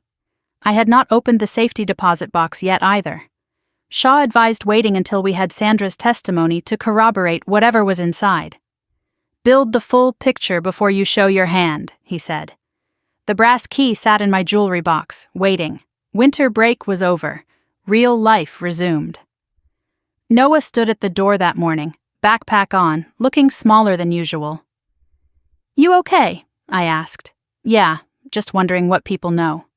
"About Christmas, about everything." I did not have a comforting answer. Word spreads, families talk, kids hear things. That is how it works in communities where everyone knows everyone else's business. I drove him to Jefferson Middle School and watched him walk through the front doors. His shoulders were slightly hunched, bracing for whatever was waiting inside. Something in my chest ached. He had been through enough. He should not have to face this too. But he did, because Richard's cruelty did not stay contained. It rippled outward, touching everything. As Noah disappeared into the building, I noticed a familiar car in the parking lot, Vanessa's white SUV. She was dropping off Ethan at the same time, watching Noah with an expression I could not read from this distance. Calculating, planning. Nothing good ever came from that look. I went to work and tried to focus, checked my phone every hour, waiting for something to go wrong. By lunch, it did. Noah texted, "People are saying stuff. Can we talk after school?" My stomach dropped. I spent the rest of the afternoon watching the clock, counting down the minutes until 3:15. When I picked him up, he got in the car without looking at me. We drove in silence for 2 blocks before he spoke. "Ethan has been telling people things." "What things?" "He is telling everyone that our family is poor, that we had to steal from Grandpa Henry. He said Grandpa Henry was crazy and we manipulated him. He said I am not really a Lawson, that I do not belong." Each sentence hit like a small stone. Enough of them and it becomes a landslide. "Some kids believe him," Noah continued. "They were laughing at lunch. My friend Marcus asked if it was true. I did not know what to say. A girl in my math class said her mom said we destroyed the family. How do they even know about this, Mom?" I knew how. Vanessa, Margaret. The family network spreading poison through every channel they could find. Noah stared out the window. I thought school was the one place this would not follow me. "I am sorry, baby. It is not your fault." He paused. It is theirs. 13 years old and already learning that some people weaponize children to hurt adults. That was a lesson no kid should have to learn. That night, while doing Noah's laundry, I found a crumpled note in his jeans pocket. Block letters written in marker. Your mom is a thief. Your grandpa was crazy. You do not belong here. It was not Ethan's handwriting. I had seen his on birthday cards over the years. Someone else was involved. Someone else was helping Ethan spread this poison. The rumors did not stop. They grew. Noah came home quieter each day. He stopped talking about school entirely. I knew something was building. I just did not know when it would break. It happened on a Thursday, between second and third period. Noah was at his locker when Ethan appeared with 3 friends. I learned this later from Noah and from the security footage. But even without seeing it, I could picture every moment. "Hey, cousin," Ethan's voice dripping with mockery. "Still pretending you are part of this family?" Noah did not respond. Kept getting his books. "My dad says your mom brainwashed Great-Grandpa Henry. Took advantage of a dying old man. That is not true. Everyone knows it is true. You are just too stupid to see it." Noah stayed quiet. Kept his eyes on his locker. Ethan stepped closer. His friends formed a half-circle, blocking any escape. "You are a failure, Noah. Everyone knows it, even your own grandparents. Grandpa Richard is not he is the only grandpa that matters, and he thinks you are worthless. At least I know I am not worthless." The words came out quiet but clear. Noah surprised himself, I think. But he said it. Something flickered across Ethan's face. Not anger. Something else. For a split second, he looked uncertain. Tired. Like someone carrying a weight he did not want to carry. Then the mask slammed back down. "You are pathetic. Just like your mom. Just like your deadbeat dad who left." Noah flinched. That one landed. But he did not swing. He closed his locker, turned, and walked away. Someone was filming. There is always someone filming these days. The video showed Noah walking away while Ethan kept shouting. It showed Ethan's friends laughing, pushing Noah from behind. It showed Noah stumbling, catching himself, and still not fighting back. By that afternoon, the video was on 3 different social media accounts. In the video, right before Noah walked away, you could see Ethan's expression clearly. He did not look triumphant. He looked sick, like someone who knew they were doing something wrong but could not stop. I had seen that expression before, on Margaret's face. The phone call came at 2:45, Jefferson Middle School, principal's office. "Mrs. Lawson? This is Principal Henderson. We need you to come in. What happened? Is Noah okay?" "He is fine." "But there has been an incident. A family conflict affecting the school environment. Family conflict. Such a clean phrase for what was happening. I told my boss I had an emergency and drove to Jefferson in 12 minutes. Probably ran 2 red lights. I parked next to Vanessa's white SUV. Of course she was already there. Of course she had gotten there first. Principal Henderson was a tired-looking woman in her 50s with reading glasses and a no-nonsense expression. Vanessa sat in one chair, perfect posture, concerned parent face firmly in place. Noah sat in another, staring at his hands. Ethan was not there. Interesting. "Mrs. Lawson, please sit down." Vanessa spoke before the principal could continue. "I am so glad you are here, Stephanie. We need to address this."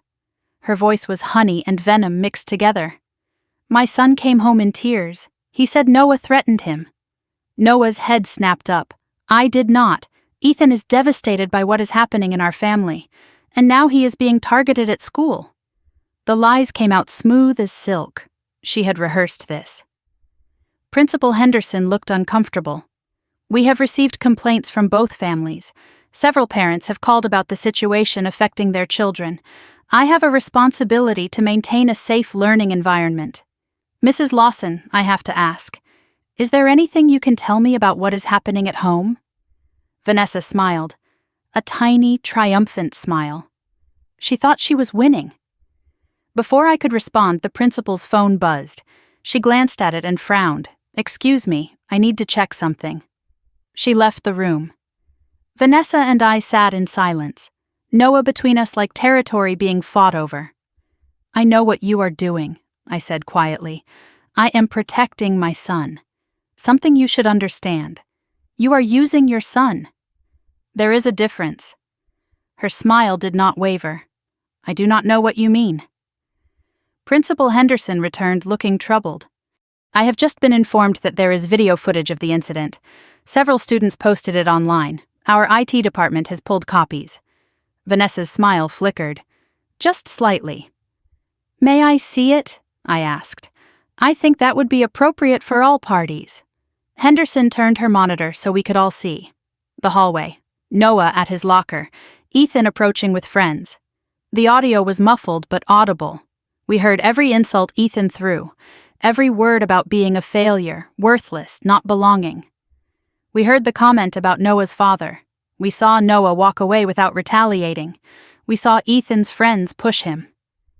"That is taken out of context," Vanessa said quickly. "Ethan was provoked earlier." "Mrs. Lawson," Henderson interrupted, "the video clearly shows Ethan initiating the confrontation. It shows your son making targeted personal attacks against his cousin. Noah did not threaten anyone. He walked away." Vanessa's face was rigid. The mask was cracking. "Furthermore," Henderson continued, "I have spoken with Noah's teachers. They report that Noah has been withdrawn and anxious all week. Several have noted him being excluded from group activities. This appears to be a pattern of harassment, not a mutual conflict." I reached over and took Noah's hand. He squeezed back hard. A knock at the door interrupted us. A man entered, maybe 40 years old, hands calloused, practical demeanor.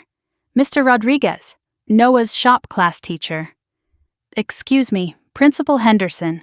I wanted to speak before any decisions are made." He looked at me with kind eyes. "About Noah. There is something you should know about this kid." He turned to the principal. "I have had Noah in my shop class for 2 semesters. He is one of the most talented students I have ever taught. He fixed a bandsaw last month that our maintenance guy could not figure out. He helps other students without being asked, never brags, never shows off." Henderson nodded, listening. "I have also seen how some students treat him," Mr. Rodriguez continued. "The comments about being slow or dumb. Noah is not slow. He just thinks differently. His brain works in 3 dimensions. I have been teaching for 18 years. Kids like Noah, they are rare. Whatever is happening in his family, do not let it destroy what makes him special." Vanessa tried to deflect. "That is lovely, but it does not change the fact that there is a conflict." Mr. Rodriguez looked at her directly. "Ma'am, with respect, I watched that video. Your son called Noah a failure, worthless, and made fun of his absent father. Noah did not say a single cruel word back. He just left. If there is a problem here, I do not think it is Noah." Vanessa had no response. For once. Henderson made her decision. "Thank you, Mr. Rodriguez. I appreciate your input. Mrs. Lawson, Noah is not in any trouble. I want that to be clear. We will be speaking with Ethan and his parents about appropriate conduct. If harassment continues, there will be formal consequences." Vanessa stood up abruptly. "This is not over." She walked out without another word. I turned to Noah. "You okay?" He nodded slowly. "Mr. Rodriguez said I was talented. He is right. You are. Grandpa Henry used to say that. He knew. He always knew." As we stood to leave, Henderson cleared her throat. "Mrs. Lawson, one more thing." She looked uncomfortable. "We received a request this morning to add names to Noah's authorized pickup list. My blood went cold. Richard and Margaret Lawson. They claim to be his grandparents. I need to see that request." Henderson handed me a form. Official letterhead. Richard's signature. Submitted through the online parent portal that morning. They had listed their relationship as grandparents and requested emergency pickup authorization. "Do not add them to any list," I said. "Under any circumstances. They are not authorized to contact Noah at school. They are not authorized to pick him up, visit him, or receive any information about him." Henderson nodded. I understand. I will make a note in his file. Make it very clear. This is not a family disagreement. This is a safety issue. Noah had gone pale. They were trying to take me from school? They were trying to get access to you, without me knowing. Why? Because they want to convince you to give up the trust, or use you against me. I would not, I know. But they do not care what you would or would not do. They only care about winning. We walked out together, past the trophy cases and team photos, past normal kids living normal lives. I wondered if Noah would ever feel normal again. At the car, he stopped. Mom, I think they are going to keep coming. I think so too. What do? We stay one step ahead. We protect each other, and we do not back down. That night, after Noah went to bed, I made 2 calls. The first to Shaw. They tried to add themselves to his school pickup list. We need to move faster. The second to Sandra Keeling. Saturday is not soon enough. Can we meet tomorrow? Her reply came quickly. Tomorrow, 6 a.m. I will send you the address. And Stephanie? Yes? Bring everything you have on Richard. Because what I am going to tell you, you will need proof that it is not just me being paranoid. What are you going to tell me? A long pause. Then, what really happened the night I disappeared? I sat in the dark kitchen, the same kitchen where Richard had screamed that Noah would never amount to anything, and I realized something. This was not just about a trust or money or family pride anymore. This was about stopping a man who had been destroying people for decades, and I was running out of time to figure out how. Sandra Keeling was already at the truck stop diner when I arrived at 6 a.m, 40 miles east of Columbus, the kind of place no one from our social circle would ever visit. She sat in a corner booth facing the door, hands wrapped around a coffee cup like it was keeping her anchored to the earth. She was mid-50s, sharp eyes, the posture of someone who had spent years looking over her shoulder. She looked nothing like I had expected, not broken, not fragile. She looked like a survivor, steel wrapped in ordinary. When she saw me, her eyes filled with something. Relief, maybe, or recognition. The look of someone who finally had a witness to their story. Mrs. Lawson? Stephanie, please, Sandra, though I have not used that name in 20 years. She slid a cup of coffee toward me. Drink. This is going to take a while. I met Richard when I was 22, she began. He was charming, successful, everything a young woman thinks she wants. We were married for 3 years. The first year was good. The second was tolerable. The third was hell. What happened? I found out who he really was. Sandra's hands tightened around her cup. Richard was embezzling from his father's business. Small amounts at first, then larger. I found the records by accident, confronted him. Biggest mistake of my life. He did not deny it. He just changed. Told me if I ever spoke about it, he would destroy me, make sure no one believed anything I said. I was young, I was scared, I believed him. She reached into her bag and pulled out a faded manila envelope. I kept copies, all these years. Henry knew I had them. That is why he reached out to me before he died. My hands were cold as I took the envelope. What else happened? When Richard realized I had evidence, he got desperate. He started telling people I was unstable, having episodes, classic gaslighting before we had that word. His family believed him. Of course they did. Richard was the golden son. Even my own parents started doubting me. Sandra's voice dropped lower. One night he came home different, cold, calculated. He said he knew people who could make problems disappear. I asked if he was threatening me. He smiled. I am just explaining how the world works, Sandra. Some people matter, some people do not. I packed a bag that night and never went back. You did not disappear. You ran. Exactly. Changed my name, moved states, started over. Richard told everyone I had abandoned him, had a breakdown, vanished. He played the victim, the poor husband whose wife went crazy. Nobody asked questions. Nobody looked for me. 20 years of hiding, I said quietly. I have been Sandra Keeling for 2 decades. New identity, new life. Married again, divorced again. Kept my head down. But I never threw away those documents. I knew someday someone would need them.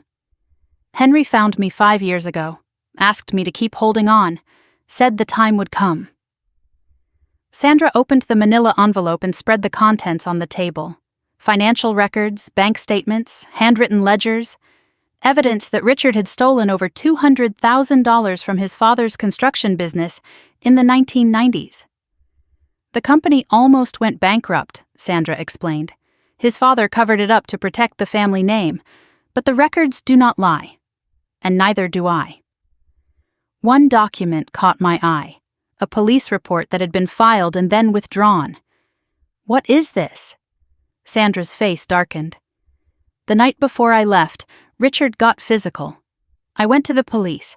By morning, Richard's lawyer had convinced them I was hysterical. The report was buried. I stared at the document. Evidence of assault. Evidence of cover-up. Henry was always suspicious of Richard, Sandra continued, even when Margaret defended him.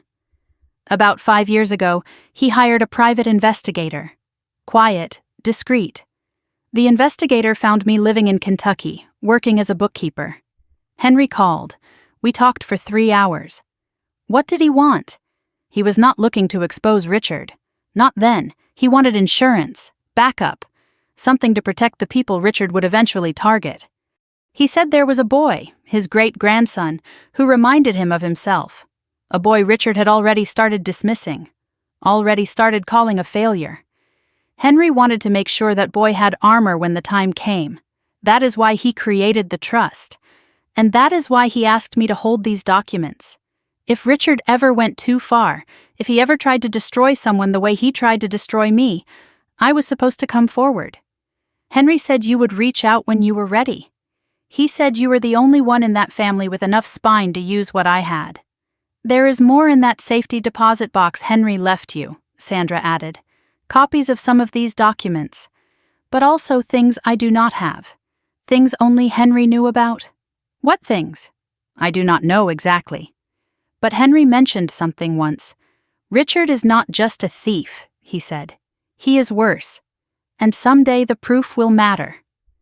Sandra gathered her things, preparing to leave. Stephanie, I need you to understand something. Richard has spent 30 years building his image, his reputation, his power. He will do anything to protect it. Anything. When I ran, I was alone. Nobody believed me. You have something I did not. You have proof. You have allies. You have a chance. Do not waste it. She paused at the edge of the booth. One more thing. Henry mentioned a woman, Helen Rourke. Said she and Richard went back decades. My blood chilled. She is his lawyer now. She is not just his lawyer, Stephanie. She is his fixer. And if he is using her, it means he is done pretending to play by the rules. Sandra left. I sat alone with the manila envelope, my mind racing. Richard was not just cruel, he was criminal, and I had proof. But proof only mattered if I used it right. Timing was everything. My phone rang as I pulled into my driveway. Derek! I almost did not answer, but something told me to hear him out. Stephanie, do not hang up, please. I am listening. Mom and Dad want to meet. Talk this out. No lawyers, no drama. That sounds like a trap. A pause. It is not. I promise. Look, I know things have gotten out of control. What happened at Christmas? What has been happening since? It is not good for anyone. Ethan is struggling. Noah is struggling. The whole family is falling apart. Mom and Dad just want to find a solution, something everyone can live with. Why should I believe that? Because I am asking you to trust me. Just this once. I did not trust Derek, but I wanted to see what they were planning. Fine, I will meet, but not at their house. Where then? A restaurant? Public? My choice. That is reasonable. When? Tomorrow night, 7 o'clock. I will text you the address. Okay, thank you, Stephanie, really. I hung up and immediately called Patricia. They want to meet. Derek is playing mediator. It is a trap, she said flatly. I know, but I want to see what kind. You are going? With my recorder on and my eyes open, I need to know what they are planning. Patricia sighed. Just be careful. Richard is most dangerous when he thinks he is winning. Noah overheard part of my conversation. That night he came to my room. Mom? If you are walking into a trap tomorrow, can you at least teach me what to do if something goes wrong? I stared at my 13-year-old son. When did he become the one worrying about protecting me? I picked Caruso's for the meeting. Mid-range Italian, always busy, good lighting. Most importantly, security cameras covering every table. I arrived 30 minutes early and requested a specific booth, making sure the manager knew I might need a witness later. Richard and Margaret walked in at exactly 7. But they were not alone. A woman followed them, late 40s, severe suit, sharper eyes. Helen Rourke, the fixer. So much for no lawyers. They slid into the booth across from me. Richard smiled the smile of a man who thought he had already won. Stephanie. Thank you for coming. You brought a lawyer. Derek said no lawyers. Helen is just here as a friend, to help facilitate. Helen Rourke extended her hand. I did not take it. Let us skip the pretense. What do you want? Helen pulled a document from her briefcase. A simple family agreement. Nothing adversarial. We all want what is best for the children. This ensures everyone benefits. I took the document. Started reading. This gives Richard 70% control of Noah's trust. It is a shared arrangement. It is theft dressed up in legal language. Richard leaned forward. Stephanie, be reasonable. Noah does not need all that money. He is a child. He will not know what to do with it. We are just trying to ensure it is managed properly. Managed by you, for your benefit, for the family's benefit. Noah is my family. You made it very clear he is not yours. Margaret had been silent the whole time, staring at the table. But when I mentioned Noah, she flinched. Her hand twitched toward me, then stopped. She wanted to say something. Richard's hand landed on her arm, a warning grip. She went still. I slid the document back across the table. I am not signing this. You are making a mistake, Helen said smoothly. The only mistake I made was coming here thinking you might actually want peace. Richard's jaw tightened. You are being emotional. No, Dad, I am being clear. Noah's trust stays with Noah. End of discussion. Richard's composure cracked. You ungrateful. He caught himself, looked around at the other diners, lowered his voice to a hiss. I built this family. Everything we have, I made it. You stole from your own father's business. Made nothing. Silence. Richard's face went white. How do you... I know a lot of things now, Dad. Things you thought were buried. Helen intervened, placing a hand on Richard's arm. Perhaps we should table this conversation for another time. There will not be another time. We are done here. I stood up. Richard grabbed my wrist. Sit down. We are not finished. Let go of me. Now. He held on for 3 seconds. Long enough for everyone nearby to see. Then he released me like my skin was burning him. I walked out without looking back. I could feel their eyes on me the whole way to the door. Outside, I took 3 deep breaths of cold air. My wrist was still warm where he had grabbed me. I photographed the red mark with my phone, timestamp, evidence. In my car, I sat in the parking lot with my hands shaking.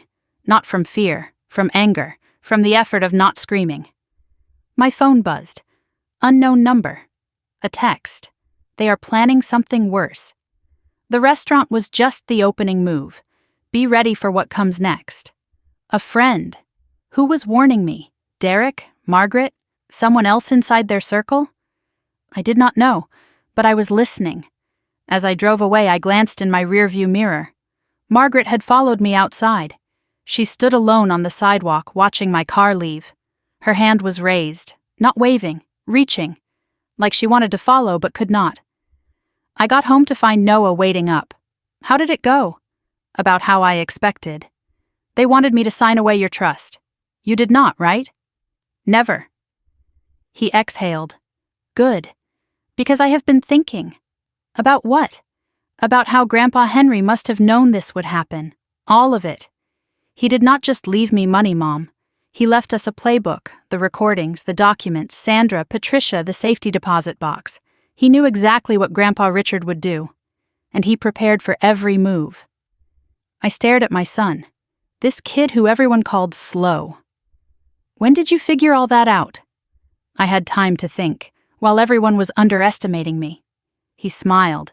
It was the first real smile I had seen in weeks. That night, around midnight, my phone rang. Shaw's number. Why was he calling so late? Stephanie. I just got a call from a contact at family court. Family court? Richard filed an emergency motion this afternoon. My blood went cold. What kind of motion? A petition for psychological evaluation. Of you, he is claiming you are mentally unfit to manage Noah's trust, and possibly to care for Noah at all. On what grounds? He is citing erratic behavior, paranoid accusations, and alienation of family relationships. Helen Rourke drafted it. The hearing is scheduled for next week. I could not breathe. This was what Patricia warned about, what Sandra experienced. Richard did not just fight, he destroyed, and he was coming for me now. Stephanie, are you there? I am here. We have time to respond. We have evidence. We have witnesses. But I will not lie to you. This is the nuclear option. He is trying to take everything. Noah too? A pause. If you are declared unfit, custody becomes a question. I sat in the dark, phone pressed to my ear, thinking about a man who had spent 30 years destroying people who stood in his way. He had made Sandra disappear, taken Patricia's daughter, silenced anyone who threatened his image. Now it was my turn. But Richard had made one mistake. He thought I was like the others, alone, unsupported, easy to break. He was wrong. Henry had spent years building me an arsenal, and tomorrow I was going to start using it. I sat at the kitchen table as the sun came up, reading the motion Shaw had emailed over. Legal language that boiled down to one thing. Richard was trying to take my son. Erratic behavior, paranoid accusations, alienation of family relationships. Every word was a knife disguised as concern. He had taken Patricia's daughter this way. He had made Sandra disappear. I was next. Noah came downstairs earlier than usual, still in pajamas. He looked at me and knew immediately. You did not sleep. No. Is it bad? I looked at my son. This kid who deserved a childhood, not a war. Your grandfather is trying to convince a judge that I am not fit to be your mom. His face went pale, then hard. That is a lie. I know. But lies only need to sound true to do damage. What do? We fight. With everything Grandpa Henry left us. The safety deposit box? It is time. I called Shaw first. I am going to the bank today. Meet me there. Then Patricia. Richard filed for a psych evaluation. He is going for custody. Her voice went cold. I will be there in an hour. We need to talk strategy. Then Sandra. He is making his move. I need you to be ready to testify. I have been ready for 20 years, she said. Just tell me when. As I hung up with Sandra, a text came through from an unknown number, different from the one that had warned me at the restaurant. The evaluation will not be fair. Richard has connections at the clinic. Be careful who you trust. First National Bank of Columbus was downtown, old brick and brass fixtures. Shaw was waiting in the lobby when I arrived, briefcase in hand. Patricia came moments later, face tight with purpose. 3 people united against one man's decades of destruction. The clerk led us to a private room. Box 1247 sat on the table like a coffin full of secrets. I opened it with shaking hands. Inside was a thick envelope marked Insurance.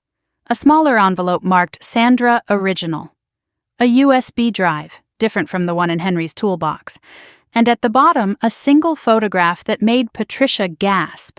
Richard, younger, maybe 30 years old, standing next to a building, the same industrial building from Henry's other photos. But this photo showed what the others did not. A woman's hand visible at the edge of the frame, reaching, desperate, On the back, Henry's writing. March 1997, the night before Sandra ran. He thought no one saw. "Oh God," Patricia whispered. Henry knew. Knew what? The night Sandra left, there was an incident. Richard said she attacked him, that he defended himself. But this photo shows the opposite. He was the aggressor, and someone was watching. I stared at the image. This was not just evidence of cruelty. This was evidence of violence. Shaw opened the envelope marked insurance. Inside were medical records. Sandra's medical records from the night she disappeared. Emergency room admission. Injuries consistent with assault. And the admitting doctor's name, circled in red. Dr. Helen Rourke, M.D. Helen Rourke was a doctor? Shaw nodded slowly. Before she was a lawyer. She switched careers in the late 90s. Right after this, Patricia said, pointing at the medical records. She treated Sandra, documented the injuries, then buried the report. How do you bury a medical report? You lose it, misfile it, claim it was never official. But Henry had a copy. Shaw explained how Henry got it. A hospital clerk who remembered Sandra's case. A filing error that preserved one copy. Henry had gathered pieces for decades, never enough to use. Until now, until Richard went too far. Until Christmas. Patricia laid it out. Helen Rourke has been Richard's fixer since the beginning. She buried Sandra's medical evidence, probably helped with the embezzlement cover-up, and now she is his lawyer, filing motions to have you declared unfit. It is the same playbook, the same people, for 30 years.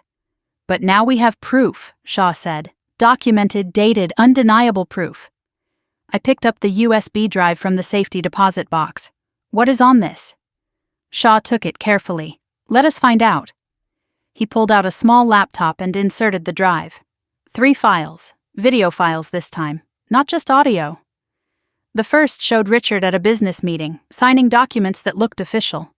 The second showed Richard and Helen Rourke in what looked like a hospital hallway, arguing in whispers. The third made us all go silent. Richard and his father screaming at each other in an office. "You stole from your own family," Richard's father shouted. "Your own blood. I did what I had to do. You were too weak to build anything real. Get out and never come back. You will regret this. I will make sure everyone regrets crossing me." Just before the video ended, Richard's father said something that made my blood freeze. "What you did to that girl, Sandra, that is not business. That is something else. Something broken in you." Richard's response came cold and clear. "Sandra got what she deserved. Anyone who threatens me gets what they deserve." The video ended. The room was silent. Patricia had tears running down her face. He said it. He actually said it. Sandra's voice would have been thick if she had been there. That is what he told me the night I left. Almost word for word. "Stephanie," Shaw said quietly, "if this goes public, Richard is finished. Not just legally, professionally, socially, everything he has built. He will be the villain in every story for the rest of his life." I thought about my father, the man who had called my son worthless, the man who had threatened Henry, assaulted Sandra, destroyed Patricia's family, the man who was now trying to take Noah from me. "Included in the letter," I said, "let him know we have it, but do not release it yet. Give him a chance to back down. And if he does not, then we burn his empire to the ground." Shaw asked a question. Who recorded the third video? It was not Henry. This was 15 years ago in an office. We all looked at the video metadata. The file name gave us the answer. HR Insurance 2009. Helen Rourke had recorded it herself. She had been keeping her own insurance against Richard, and somehow Henry had gotten a copy. Shaw spread everything on the conference table. "Let us review what we have. Sandra's documents, embezzlement records, financial fraud, medical records, evidence of assault, Helen Rourke's involvement in cover-up, videos, Richard's confession of theft, his father's condemnation, Richard's threat, audio recordings, Richard threatening Henry, calling Noah worthless, Christmas video, public humiliation of a child." We cannot just dump all this at once, Shaw explained. We need to be strategic. Use each piece at the right moment. First priority, defeat the psychological evaluation motion. If we can show Richard's pattern of using false mental health claims, Sandra's case, Patricia's case, now yours, the judge will see he is weaponizing the system. Sandra is ready to testify, I confirmed. So am I, Patricia added. About Emily, about everything. What about Derek? Shaw asked. He has been quiet through all this. I do not trust him, I said. Neither do I, Patricia agreed. But he might be useful. He knows things. Things he has not told anyone yet. Shaw leaned back. I have to warn you both. Once we use this evidence, there is no going back. Richard will fight with everything he has. Helen Rourke will dig into your lives. They will look for anything to discredit you. I have nothing to hide. Neither do I. Not anymore. Then let us end this. I showed them the texts I had received. The restaurant warning. The clinic warning. Someone inside their circle is feeding you information, Shaw observed. Do you know who? I have a guess, Patricia said quietly. But I could be wrong. Who? She hesitated. Margaret. The room went silent. Think about it, Patricia continued. She has been under Richard's control for 35 years. She has seen everything. And lately, the way she has been acting, like she wants to say something but cannot. I remembered Margaret on the sidewalk, reaching toward my car. Margaret flinching when Richard grabbed her arm. Margaret whispering, I told you at the Christmas party. As we left the bank, my phone rang. Derek, Stephanie, do not hang up. Give me one reason not to, because I am not calling for Dad. I am calling despite him, something in his voice. Cracked, tired, real. I am listening. I need to see you, alone. Without Vanessa, without our parents. Why? Because I need to tell you something about Ethan. What about him? A long pause. He is not okay, Stephanie. He has not been okay for a long time. And I think we have been hurting him, all of us, the whole family, by making him the golden child. Is this another trap? Like the restaurant? No, I swear, no lawyers, no documents, no agenda. Just me and you, brother and sister. The way we used to be before. Before what? Before I let Dad turn me into him. The words hung in the air. I had never heard Derek talk like this. Tomorrow, the park by the library. 3:00. Thank you. I know I do not deserve. You are right. You do not. But I will be there anyway. That night, I told Patricia about Derek's call. She was quiet for a long moment. Richard is losing control. When that happens, people start jumping ship. You think Derek is jumping? I think Derek is drowning. And drowning people will grab onto anything or anyone to survive. Over dinner, I decided Noah deserved the full picture. The hearing is in 5 days. The one where Grandpa Richard tries to say, "You are crazy?" That is the one. You are not crazy, I know. But I need you to know what might happen. The judge might order an evaluation anyway. It is standard. If that happens, a psychologist will talk to me. Maybe to you too. They will ask questions about our life, our home, our relationship. Will they ask about the Christmas party? Probably. Good. Then they will see what really happened. Mom, I am not scared of talking to someone. I know what the truth is. I know who you are. Whatever Grandpa Richard says, whatever his lawyer says, it does not change reality. You are a good mom. The best mom. I had to look away so he would not see my eyes water. When did you get so wise? I had a good teacher. 2, actually. You and Grandpa Henry. Noah, I need you to promise me something.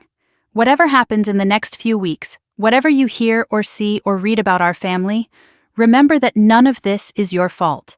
You did not cause this. You cannot fix it. Your only job is to be a kid. Can you do that for me? He smiled.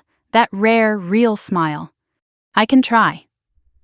After Noah went to bed, I found him sitting on his floor with Henry's toolbox open. He was holding the old Zenith radio, the one he and Henry had fixed together. Mom, I think I am going to fix this again. For the hearing, so Grandpa Henry can be there too. My heart cracked in the best way. I was almost asleep when my phone buzzed. Another text from that unknown number. The clinic warning person.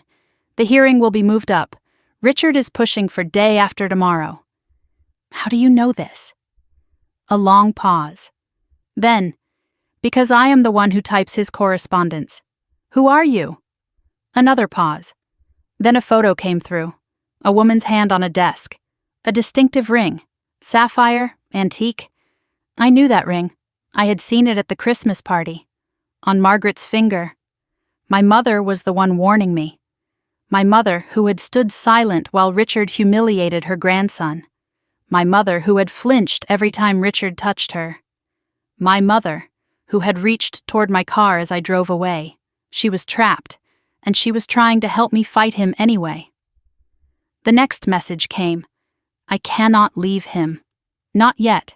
He would destroy me. But I can give you what you need. The evaluation doctor is Dr. Martin Wells. Richard plays golf with him. Request a different evaluator. Insist on it. And Stephanie, I am sorry. For everything. For not being stronger. The messages stopped. I called Shaw immediately. If the evaluator is compromised, we need to file a motion for recusal. I will draft it tonight. We will submit first thing in the morning. And Shaw? My mother is the source. She has been warning me all along. A long silence. That changes things. How? It means Richard does not have complete control anymore. His own wife is working against him. The walls are closing in. I lay awake, staring at the ceiling. My mother. After all these years of silence, all the times she had looked away, she was fighting back, in the only way she could. Maybe Patricia was right. Maybe people were jumping ship. Richard had spent decades building his empire on fear and control, but empires built on fear always crumble when the fear runs out. And Margaret was not afraid anymore. She was just waiting for the right moment. Maybe we all were. The park by the Columbus Public Library was quiet for a January afternoon. Cold weather kept most people home. I parked where I could see the whole area, scanning for Richard's Mercedes, Vanessa's SUV, anyone who looked like a lawyer. Nothing. Just joggers, dog walkers, a few parents with strollers. Derek sat alone on a bench near the fountain, hunched against the cold. He looked smaller than I remembered. Older. Like someone carrying a weight he could no longer hide. I walked over slowly and sat on the opposite end of the bench. We did not look at each other at first, just stared at the frozen fountain. "Thanks for coming," he said. "You said it was important." "It is. But I do not know where to start. Start with why you are here instead of standing with Dad." He was quiet for a long moment. The wind picked up, scattering dead leaves across the path. "I have spent my whole life trying to be what he wanted," Derek said. "The perfect son, the perfect businessman, the perfect father. I thought if I did everything right, he would finally be satisfied." Was he? A bitter laugh. Richard Lawson is never satisfied. There is always another test, another way to prove you are worthy. I know that feeling. "No, Stephanie, you escaped." I leaned into it. What changed? Christmas. Watching Dad call Noah a failure in front of everyone. Watching Ethan's face while it happened. Ethan was smiling. He was supposed to be winning. But he was not. He looked sick, like he knew it was wrong but could not stop being part of it. That is when I realized what we have done to him. Derek pulled something from his pocket. A folded piece of paper worn from being handled. Ethan wrote this. I found it in his room last week. It is not a suicide note, thank God. But it is close enough to terrify me. He handed me the paper. His hand was shaking. I unfolded it carefully. Ethan's handwriting, messy and rushed. I am tired of pretending. I am tired of being perfect. I am tired of everyone expecting me to be something I am not. Sometimes I think Noah is the lucky one. At least people leave him alone. At least he gets to be himself. I do not even know who I am anymore. Derek's voice cracked. He wrote this the night before he confronted Noah at school. The things he said to Noah, those were not his words. They were Dad's words, Vanessa's words. We put them in his mouth and made him perform, just like Dad did to me, just like Dad does to everyone. My son is breaking, Stephanie, and I helped break him. He explained the system Ethan lived under, every grade monitored, every activity scrutinized, every friendship evaluated for appropriateness. Ethan was not allowed to fail, was not allowed to struggle, was not allowed to be a normal kid. Vanessa and I thought we were giving him advantages, structure, high expectations. But we were just building a smaller version of the cage Dad built for me. And Ethan is starting to suffocate. After Christmas, after everything went public, Ethan asked me something. He asked why we hate Noah so much. I did not have an answer. Because we do not hate Noah, we barely know him. We just needed someone to be less than, so Ethan could be more. That is sick. I know that now. What do you want me to do with this, Derek? I do not know. I just needed someone to know. I read Ethan's letter again. This was not the enemy. This was a child. Another child Richard was destroying, just differently. Noah and Ethan should talk, I said finally. Without us, without the family. Just two kids who have been used as weapons against each other. Derek looked at me with something like hope. You would allow that? They are cousins. They should have been friends all along. As I handed the letter back, Derek said quietly, There is more. About Dad. Things I have seen. Things I have ignored. He looked around nervously. Not here. It is not safe. But soon. He stood up. Thank you, Stephanie, for being the person I should have been. After Derek left, I drove straight to Shaw's office. Patricia was already there. Sandra joined by video call from Kentucky. The War Council was assembled. Shaw spread documents across his conference table. Richard filed for the expedited hearing, he said. Thanks to Margaret's warning, we got the evaluator changed. Dr. Rebecca Torres. Independent, no connection to Richard. But that just buys us time. We need to go on offense. How? We send Richard a message he cannot ignore. Shaw had drafted a cease and desist letter. But this was not ordinary legal correspondence. It listed in clinical detail every piece of evidence we had. The Christmas video, public humiliation of a minor, the audio recordings, Richard calling Noah worthless, threatening Henry, the financial documents, embezzlement from his father's company, the medical records, Helen Rourke's cover-up of Sandra's assault, the videos, Richard's confession, his father's condemnation. The demand was clear: immediate withdrawal of the psychological evaluation motion. No further attempts to contact Noah directly or through intermediaries. Acknowledgement that the Educational Skills Trust is valid and incontestable. Failure to comply within 72 hours will result in full public disclosure of all evidence, including submission to relevant licensing boards regarding Helen Rourke's conduct. Sandra's voice came through the video call. Will this work? Shaw considered. Richard is a narcissist. He will fight until fighting costs more than surrendering. This letter shows him the cost. Either he backs down, or we release everything and let the court of public opinion destroy him. He has spent 30 years building his reputation. This threatens all of it. I looked at the letter. Send it. As Shaw prepared to send the letter, Patricia noticed something on the document list. Wait.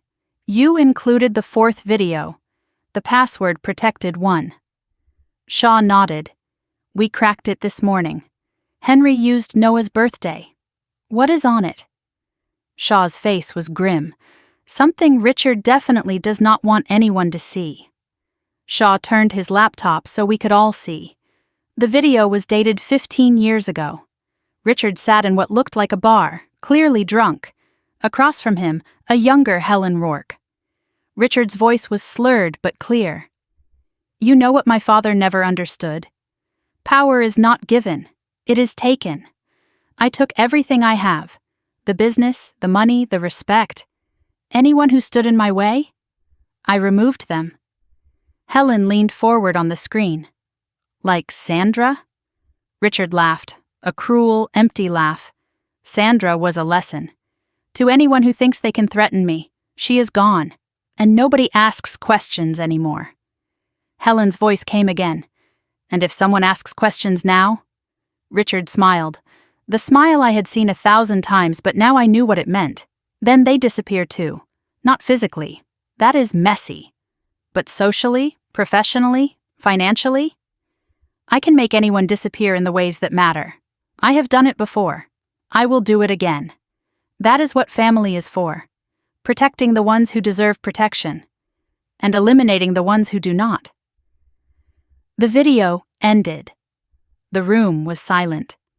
Patricia had tears running down her face. He said it. He actually said it. Sandra's voice through the call was thick. That is what he told me the night I left. Almost word for word. If this goes public, Richard is finished, Shaw said quietly. Not just legally, professionally, socially. Everything he has built. He will be the villain in every story for the rest of his life. Include it in the letter, I said. Let him know we have it. But do not release it yet. Give him a chance to back down. And if he does not? Then we burn his empire to the ground. We sent the letter by email and certified mail at 4 p.m. The email had read receipts. Richard opened it at 4:17. Then silence. 5 o'clock. 6 o'clock. 7 o'clock. Nothing. At 8:43 my phone rang. Richard. I put it on speaker. Shaw and Patricia listening. Stephanie. His voice was different. Careful, controlled. Richard. I received your correspondence. And? Silence. Then. Where did you get those materials? That is not the question, Dad. The question is, are you going to withdraw the motion? We can discuss. There is nothing to discuss. Withdraw the motion. Leave Noah alone. Acknowledge the trust, or everything goes public. Another silence. Longer this time. You are making a mistake. I have heard that before, usually from people who are losing. Stephanie, listen to me. Whatever Henry told you, whatever those women have said, those women have names. Sandra, Patricia, your sister, your ex-wife, people you tried to destroy, people who survived you. They are liars. All of them. They are bitter and they are lying. Then you will not mind if a judge sees the evidence. His breathing got heavier. You do not understand what you are doing. I understand perfectly. I am protecting my son, the way you should have. For the first time in my life, I heard my father scared. Not angry, not controlling, scared. What do you want, Stephanie? I told you. The motion withdrawn. Noah left alone. The trust acknowledged. 72 hours. And if I do that, the evidence stays private? As long as you stay away from my family? Yes. And if you ever come at us again? No. Silence. I need to think. You have 72 hours. Use them wisely. I hung up. Shaw looked at me with something like admiration. Henry was right about you. What did he say? That you were the only one with enough spine to stand up to Richard. And enough heart to do it right. I did not feel strong. I felt exhausted. But I also felt something else. Momentum. The tide was turning. While we waited for Richard's decision, the Christmas video did its own work. Aunt Caroline had shared it with her church group. Someone in that group had shared it on Facebook. By now it had been seen by hundreds of people in the Columbus area. Patricia showed me some of the reactions. I cannot believe a grandfather would say that about his own grandchild. That poor boy. Did you see his face when they announced the inheritance? Richard Lawson? The one who sponsors the charity golf tournament? This is him? I am never doing business with that family again. The court of public opinion was delivering its verdict. Extended relatives started choosing sides. Uncle Franklin publicly posted his support for me and Noah. A cousin I barely knew sent a message. I always knew something was wrong with that family. I am sorry I did not say something sooner. Others stayed silent, which was its own statement. Richard's carefully constructed image was cracking, piece by piece. The tipping point came when a local news blog picked up the story. Columbus business leader's family video sparks online outrage. The article was careful. No accusations, just questions being raised. But it linked to the video. And the video spoke for itself. A child being called a failure. In front of 50 people, by his own grandfather. No amount of spin could make that look good. That night, another text from Margaret. He is panicking. Has not slept. Screamed at the wall for an hour. Helen Rourke came over. They fought. I think she is going to drop him. If she does, he has got nothing left. Richard's fixer, abandoning him. The walls were closing in. The final message from Margaret. He keeps saying your name. Over and over. Stephanie, Stephanie, Stephanie. Like he cannot believe you fought back, I typed back. Tell him I am just getting started. Then I put down the phone and smiled. For the first time in weeks, it did not feel forced. 2 days since the letter. 1 day left on the deadline. Richard had not officially responded. But he had not attacked either. Shaw said that was a good sign. He is calculating. Trying to find a way out that saves face. There is not one, I said. He will figure that out eventually. That evening, Noah asked me something unexpected. Mom, what happens to Ethan after all this? What do you mean? I mean, if Grandpa Richard loses, Ethan loses too, right? The money was never really about Ethan, I know. But he is still a kid. He is still my cousin. He said horrible things to me. But someone told him to say them. That does not make it okay, but it makes it complicated. I have been thinking about Grandpa Henry. He did not just protect me, he tried to protect everyone, even Aunt Patricia, even Sandra. Maybe we should try to protect Ethan too, even if his dad is on the wrong side. I looked at my son, this kid who had every right to be bitter. When did you become so wise?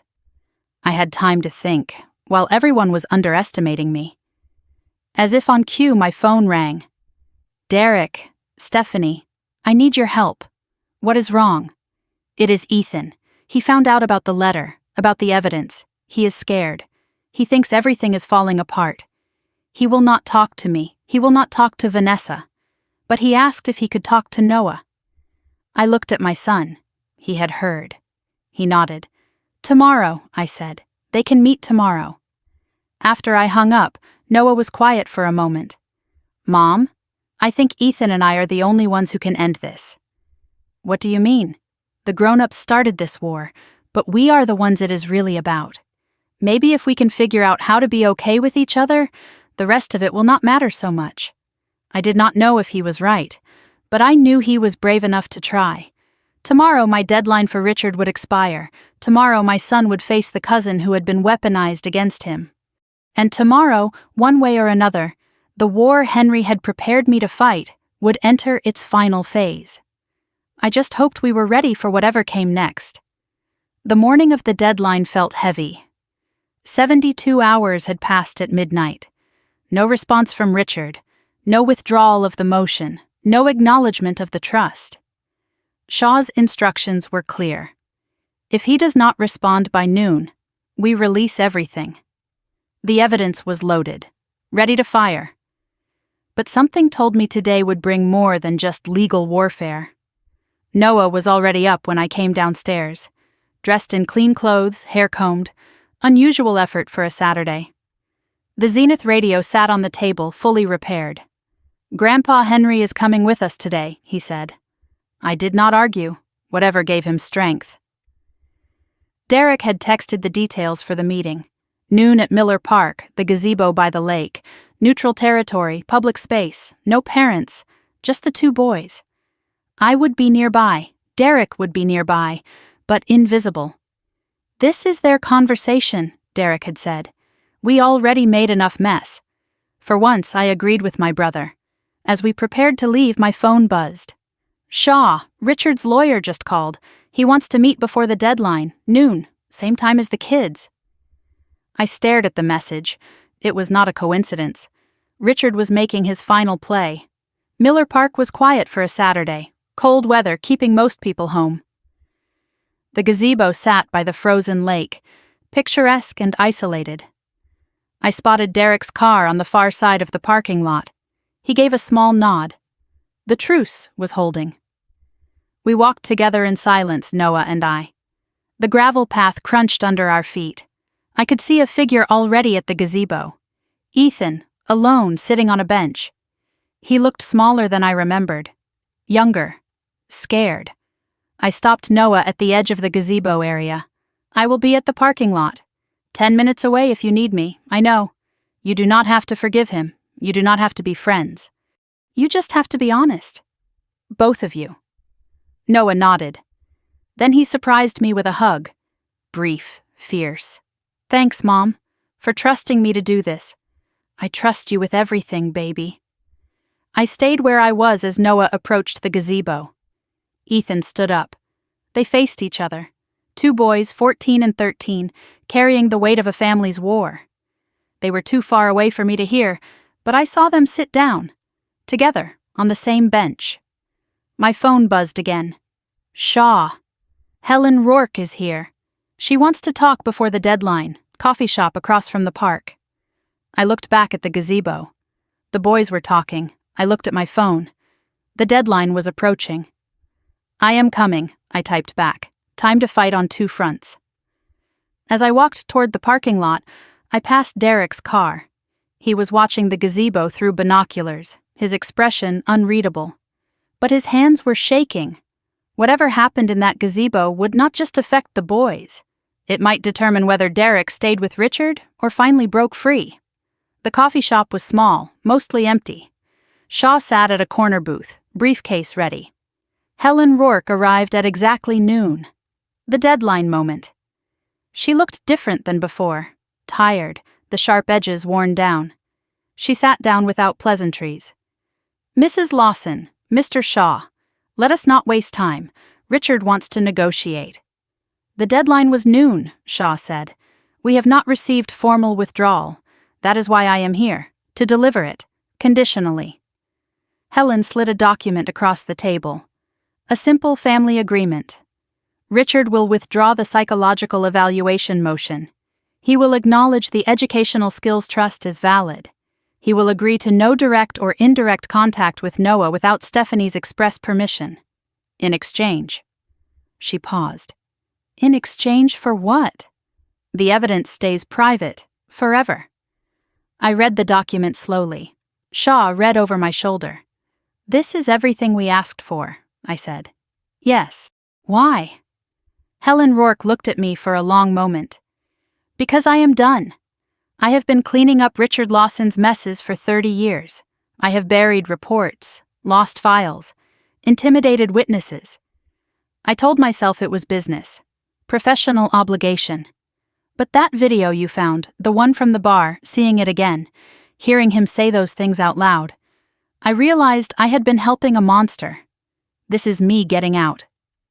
Finally. She stood up. Sign the document. Take the deal. And for what it is worth, I am sorry. For all of it. As Helen walked away, Shaw noticed something I had missed. A second page stapled to the agreement. A handwritten note. There are more recordings. Ones he does not know I have. If he ever breaks this agreement, call me. I will finish what I started. No signature. Just initials. HR. I left the coffee shop with the signed agreement in my hand. Victory, but it felt hollow somehow. I walked back toward the gazebo, wanting to check on Noah. That is when I saw the white SUV tearing into the parking lot. Vanessa jumped out before the car fully stopped, face twisted with rage, phone in hand. Derek! I know you are here. I tracked your phone. She spotted Derek's car, then spotted him standing near the gazebo path. Then she saw the gazebo, and the 2 boys sitting together. What is this? What are you doing? She ran toward the gazebo. Derek intercepted her. Vanessa, stop. Let them talk. Talk? To her son? After everything? Ethan needs this. We need this. We need to win. That is what we need. No, that is what Dad needs. We need our family back. At the gazebo, Noah and Ethan had heard the commotion. They stood up, watching their parents. I reached the scene just as Vanessa broke free from Derek. Ethan, get in the car, now. Ethan did not move. Ethan, I said now. No, Mom. The word hung in the air. Simple. Devastating. I am tired, Mom. Tired of pretending, tired of being perfect, tired of hurting people because it is what Grandpa wants. Noah is not my enemy. He is my cousin. He is family, the only one in this family who actually talked to me like I am a person. Vanessa's face cycled through shock, anger, hurt. Ethan, you do not understand. I understand everything. I have understood for years. I just was not brave enough to say it. The sound of another car. We all turned. A black Mercedes pulling into the parking lot. Richard behind the wheel. Margaret in the passenger seat. They had tracked Vanessa. And now the whole family was here, in the same place, with nowhere to hide. Richard walked toward us like he owned the park, that confident stride, that controlled expression. But something was different. His eyes kept darting, calculating. He did not know about Helen's deal yet. He did not know he had already lost. Ethan, come here. The command voice, the one that had controlled this family for decades. Ethan flinched, but he did not move. Grandpa, I do not want to. I am not asking what you want. I am telling you what to do. That is the problem. Richard looked around at the assembled family. Derek standing with Vanessa, but clearly not on the same side. Margaret hovering by the car, watching. Me with the signed agreement in my pocket. Noah standing next to Ethan like they had made some silent pact. This is what you wanted, Stephanie? To turn my own family against me? They turned themselves, Dad. All I did was stop pretending. Noah stepped forward. Grandpa Richard? Everyone turned. Ethan told me about the pressure, the expectations, the fear. You did that to him, just like you did it to my mom, to Aunt Patricia, to everyone. You think you are building a family, but you are just building people who are afraid of you. That is not legacy. That is just sad. Richard's face went purple. You dare. Yeah, I dare. Because someone has to. In the silence that followed, Margaret walked forward. Everyone watched, uncertain. She passed Richard without looking at him, walked straight to Noah, and pulled him into a hug. I am sorry, she whispered. I should have said that years ago. I am so sorry. Richard stared at his wife like she had just stabbed him. Margaret, what are you doing? She turned to face him. Something I should have done 30 years ago, choosing someone else over you. Richard's control finally cracked, his face contorted. He lunged toward Margaret, toward Noah. Derek and I both moved at the same time, but Ethan got there first. He stepped between his grandfather and his cousin. Do not touch him. The words came out low and steady, the voice of someone who had finally found his line. Richard stood alone, his wife behind Noah, his son beside Derek, his grandson blocking his path. The only one who came to stand with him was Vanessa, but even she looked uncertain, outnumbered, outmaneuvered. I pulled the document from my pocket. It is over, Dad. Your lawyer dropped you. She signed the agreement. You withdrew the motion, acknowledged the trust, agreed to stay away. Helen Rourke is done protecting you, and everyone here just saw who you really are. For a moment I thought he might explode. Instead, he deflated. The posture sagged, the face went slack. He looked old, fragile, almost human. You do not understand, he said quietly. Everything I did was for this family. No, Dad, everything you did was for yourself. The family was just your excuse. Richard looked around one more time. At Margaret, who would not meet his eyes. At Derek, who was holding Ethan. At me, with the proof of his surrender in my hands. At Noah, who had started all of this by simply existing. This is not finished, he said. Yes, it is. He walked back to his car, got in, drove away. Vanessa hesitated, then followed in her SUV. The park was quiet again. Margaret still had her arm around Noah. Derek stood with Ethan, both of them crying quietly.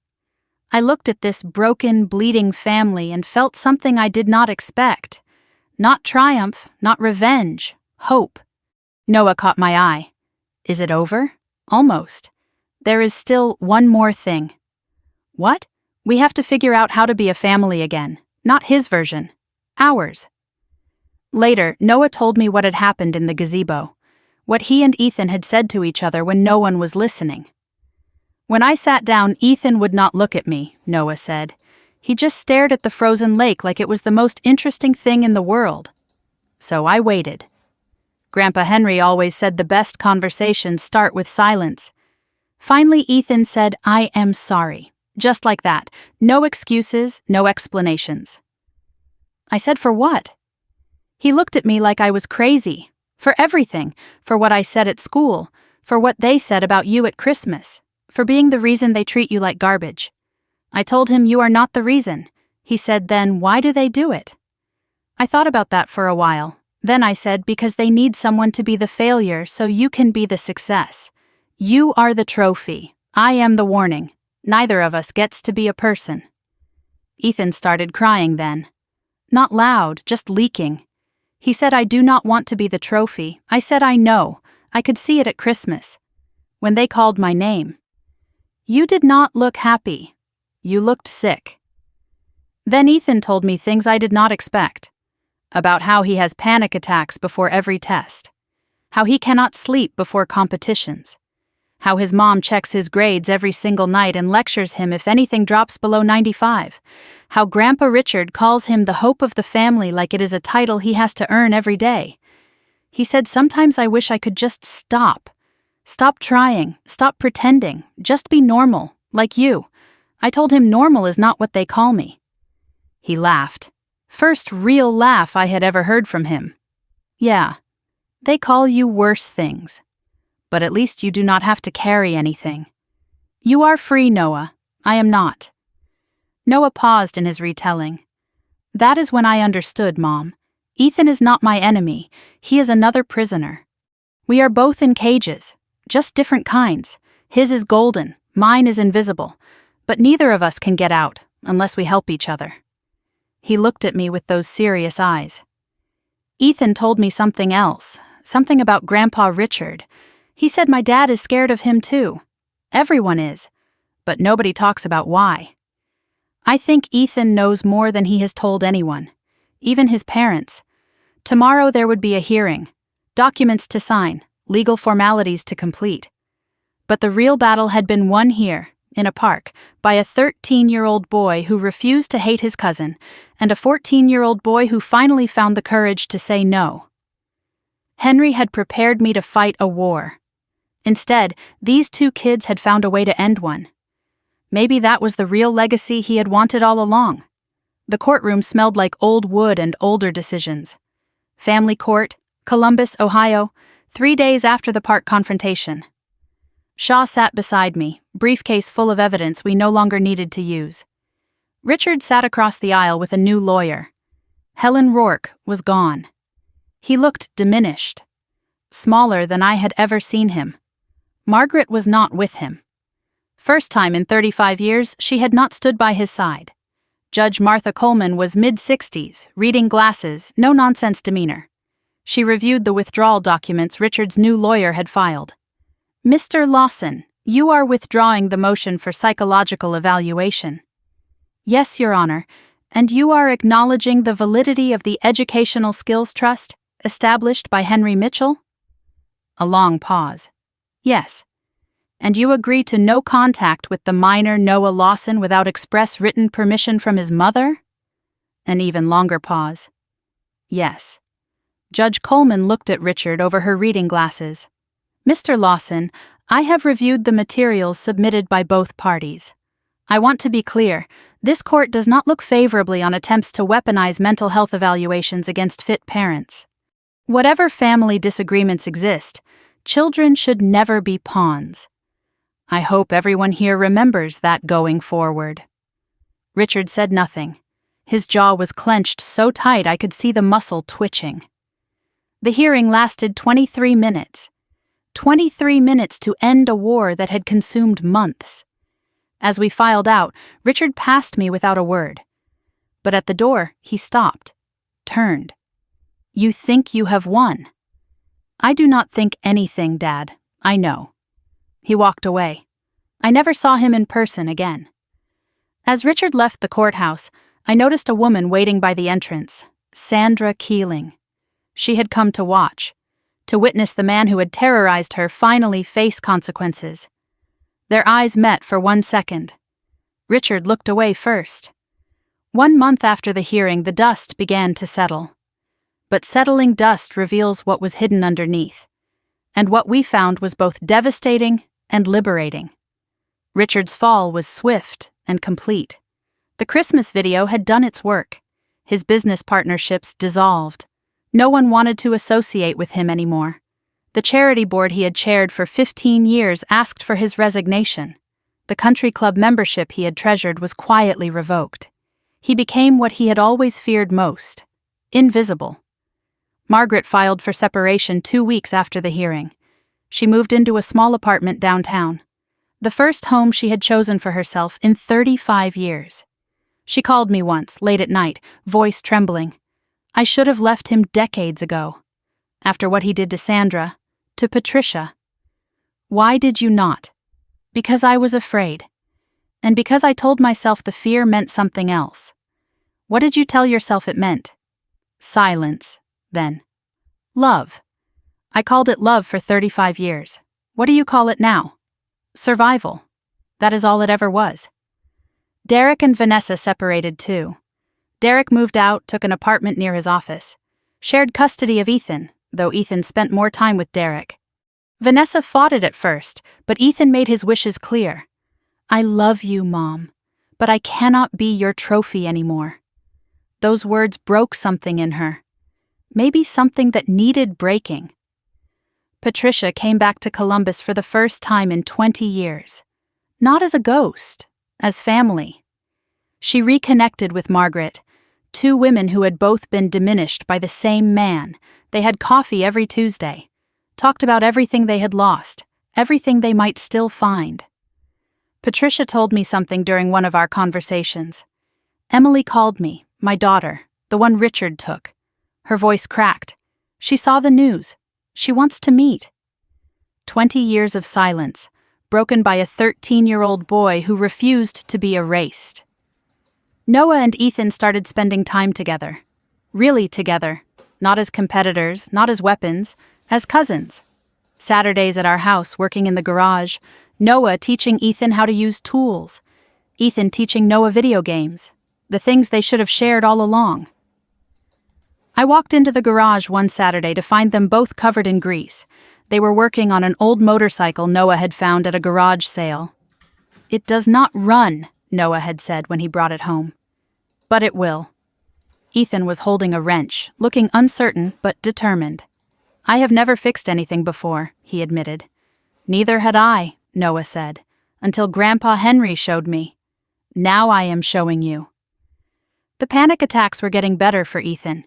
He had started seeing a therapist. His grades had dropped slightly, and for the first time no one punished him for it. I got a B+ in math, he told Noah one day. Cool. My mom would have freaked out before. What did she say now? She said she was proud of me for trying. That is good, right? Yeah, it is weird, but good. Noah had started a vocational program, electronics and small engine repair. The trust Henry left was paying for it, exactly as Henry had intended. His teacher, Mr. Franklin, called me after the first month. Mrs. Lawson, your son is exceptional, I know. No, I have been teaching for 22 years. I have never seen hands like his. He sees how things work, not just mechanically, intuitively. That is a gift you cannot teach. Noah and Ethan were not just cousins anymore. They were friends. Maybe something closer. Brothers in a way that had nothing to do with blood. They had been through a war together, and they had both chosen the same side, the right side. One evening I overheard them talking in the garage. Do you ever hate them? Ethan asked. Our grandparents? For what they did? Noah was quiet for a long moment. I used to. But hate takes energy. And I would rather spend that energy fixing things. Ethan laughed. You sound like a fortune cookie. I sound like Grandpa Henry. That is better. 3 months after the hearing, Shaw called with news. The trust was fully activated.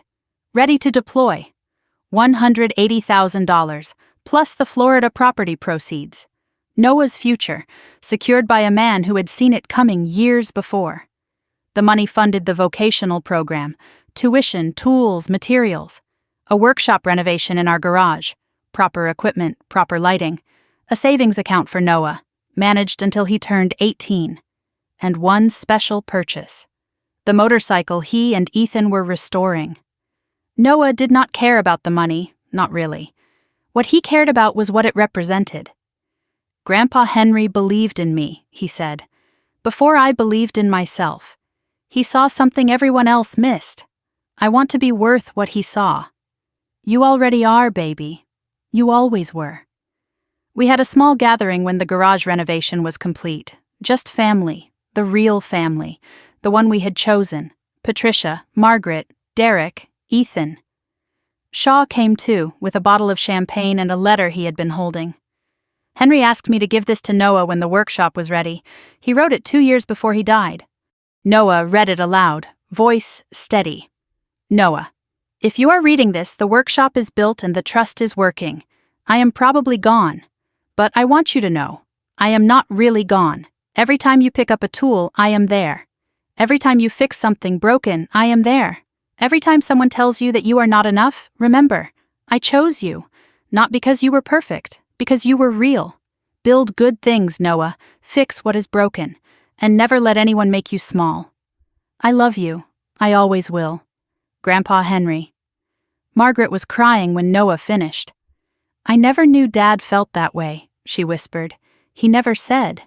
Patricia put a hand on her shoulder. "He showed it. Every day. We just were not paying attention."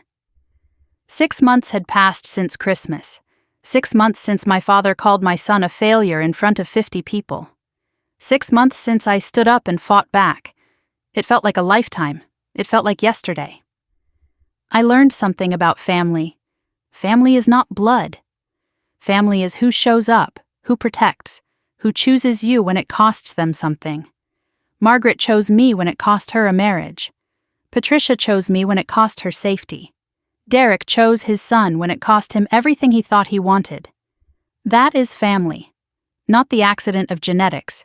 The intention of love. I learned something about strength, too. I used to think strength meant enduring, swallowing, surviving. Now I knew better. Strength means standing up, speaking out, protecting what matters. Strength means being willing to lose everything to save someone you love. Henry knew that. He had built his whole plan around it. He had bet on me, and I had proven him right. I learned something about Noah. My son was never broken. He was never a failure. He was just different. And different, I had learned, was a superpower. The world needs people who think differently, who see what others miss, who fix things instead of breaking them. Noah was exactly who he was supposed to be. The only failure would have been if I had let them change him. Now, on Saturday mornings, I bring coffee to the garage, watch Noah and Ethan work on whatever project has captured them. Listen to them laugh, argue, figure things out together. And I think about Henry, about what he really left us. Not just money, not just protection, permission, to be ourselves, to be enough. One Saturday, Noah looked up from the motorcycle and said something unexpected. "Mom, I have been thinking." "About what?" "About writing this down. Everything that happened, like a story." "Yeah. So other kids know. Know what?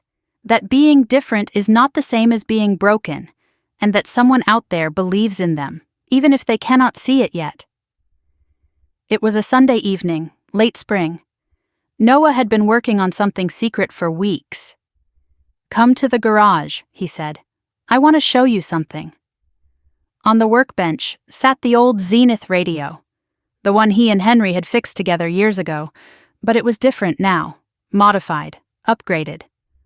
"I rebuilt it," Noah said, "from the inside out, added new components, made it stronger. But I kept the parts that mattered, the original parts, the ones Grandpa and I touched." He flipped the switch, static at first, then music, an old jazz station, scratchy and warm. But underneath the music, something else, a voice, Henry's voice, a recording Noah had found on the old USB drive. "This is Henry Mitchell. If you are hearing this, someone I love is listening. Remember, the people who fix things are the ones who keep the world running. Everyone else just takes credit." The recording ended. The jazz played on. Noah looked at me, eyes bright. "He is still here, Mom. In the things he built, in the things he taught me, in us." I pulled my son into a hug. This boy who had been called worthless, who had been dismissed and diminished. This boy who was more whole, more real, more valuable than anyone who had ever doubted him. "I love you," I said. "I know. I love you too. And Mom? Yeah? Thanks for fighting for me. Always, baby. Always." We stood in the garage, radio playing, tools hanging on the walls, Henry's legacy surrounding us. Outside, the sun was setting, orange and pink and gold. Inside, we were warm. We were safe. We were home. Not the family I was born into, the family I chose, the family that chose me back. Later that night, I found a note Noah had left on my pillow. Just one sentence. "You are the best mom in the world. Grandpa Henry would be proud." I kept that note. I still have it. Some things you hold on to forever. People ask me sometimes, "Did you go too far?" And I think about everything that happened. The humiliation, the lies, the legal battles, the threats, the moment I stood up in front of 50 people and chose my son over peace. Did I go too far? No, I went exactly as far as I needed to.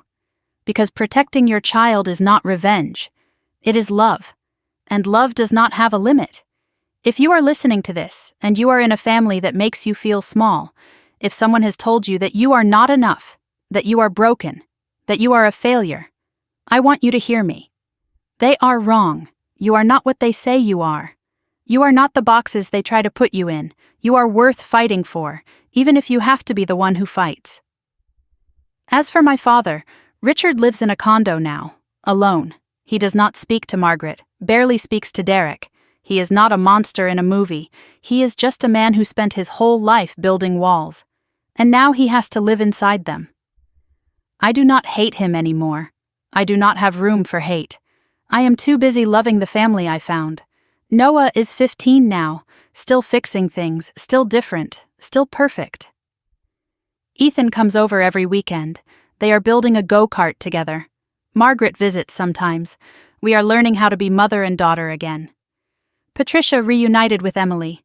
They are taking it slow, but they are trying. And Henry is everywhere. In the tools, in the workshop, in Noah's hands, in the story I just told you. So let me ask you, did I go too far or not far enough? I would love to know what you think. Drop a comment and tell me your story. Maybe someone in your family called you the failure. Maybe you were the golden child who could not breathe. Maybe you are still waiting for someone to stand up for you. Either way, I want to hear from you. Because stories like this, they connect us. They remind us we are not alone.